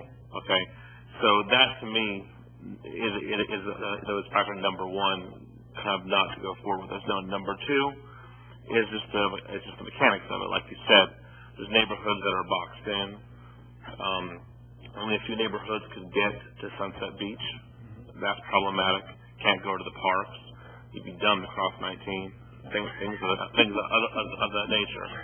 So that the one thing safety is y'all's number one job, and it would be a burden upon us to legislatively say that the streets are safe to have golf carts on, and that's a burden that I don't think I'm prepared to make. But I've had friends die in car accidents. I've had friends die in boating accidents. So I'm not for just going down the path of saying, well, I know we're not doing that here, but because there's death there, we're not going to do that. Or, with all due respect to the lady whose daughter died, I have a 3-year-old. Her safety was mine, not the city commission's. And why she put her daughter in that golf cart, that's not my business. But, things of that nature, it's in decision making, but it shouldn't be. We have to take into fact personal responsibility and when parents be in charge of their children. But nonetheless, with the fact of signage costs, the fact that people couldn't get from point A to point B, which was a big factor in this for the economic development side, I think we should be encouraging low speed vehicles in Tarpon Springs. I believe we had a lady just move and started a business here of that nature. Golf carts has been here for a while. Work with her on education with that, but I'm not in favor of moving forward with this at this time because of those issues. Yeah, I have the same concerns. The safety issues, obviously, the connectivity issues, the fact that you really can't go anywhere. And the signage issues, I think the mayor kind of talked about this a little bit as well. It wouldn't just be signs on the road on the roads where we do allow golf carts, you really have to have signs on the roads where we don't allow them as well, so that somebody in a golf cart would know where they can and can't go. I think we'd end up having kind of a high level of like visual clutter of like signs on every street, everywhere you turn a sign, oh, golf cart here, no golf cart there. I really wanted to like this idea. I really wanted to move forward with something, maybe some kind of a compromise, but I don't really see, when you look at those issues, the three, the safety, the connectivity or lack of connectivity, and the signage issues, I'm not even sure there's any compromise other than the low-speed vehicle thing. That's where I am. Thank you. Thank you for your presentation and for all of this information. But it was very helpful and come to some sort of conclusion. We are not a golf cart community. It's unfortunate. I know there are some around us, Ozona, Crystal Beach, but those are golf cart communities. You're on dirt roads most of that area, But you do see, I'll tell you, you do see low-speed vehicles in those communities. So, and they decorate them and all that, with the parades and whatnot. So, but they do, some people do use golf carts. There was a bad accident with a high school student. Her mother was driving. A couple of the kids were on there, and she fell out. And she got a head injury, and she's severely injured with that because of that. That was last year, I believe. And another incident is just at a car lot, local car lot. They were locking up for the night, and they were going, on the golf cart to lock up. Palm Harbor. He fell off, and he died. So, and that's, so it happens. It happens. It's unfortunate it happens. But it is a safety issue. It is a cost issue. And our roadways, there's just so many restrictions. It just doesn't make sense for our, it's unfortunate, but it doesn't make sense for our community. But thank you so much for bringing this to our attention. Thank you. I also, from day one really wanted to like, this initiative. But really the biggest thing to me is the connectivity. Like Commissioner Larson said, the age of a driver, you can overcome that. You can make it 16 years old. You can require seatbelts. You can have the registration. All those things, in my opinion, can be overcome. You can set, those things, you can set the guidelines in place. But, when you look at the map, which was tough for me to read because I'm colorblind. Tough for me too. I got my glasses on. But, when you look at the map, you really start to understand that with not being able to cross the bridges, and, okay, could we cross alternate 19 on Lemon Street? Yeah, we could do that. But, when you really start to evaluate the number of streets or neighborhoods or the demographic that could actually have the golf carts, it really is a small, it's a small neighborhood. It's a small square. Riverside was always an issue for me. I never felt like we could have any golf cart out there, any of the bigger roads, because of the safety issue. Looking at some of the facts and figures about the actual quote-unquote safety of golf carts in general, I couldn't agree more with Commissioner Banther in the sense of, personal responsibility. That's just, I could go out and get cat scratch fever from one of the, gnarly feral cats out there right now. But so, to me, to be able to say carte blanche that, they're just not safe, I don't necessarily agree with that. To me, there's personal responsibility there. Like I said, if really the biggest thing for me was not to be told why we can't do it, but to really be told how potentially we could do it. And I think you really did a nice job on trying to put together a really balanced report, which I was looking for on, facts and figures, but also if we do want to move forward with this legislatively, this would be some of the recommendations on how we would do that. So, potentially in the future, if there is another movement to try and do that, I appreciate the report and how balanced it was. Thank you.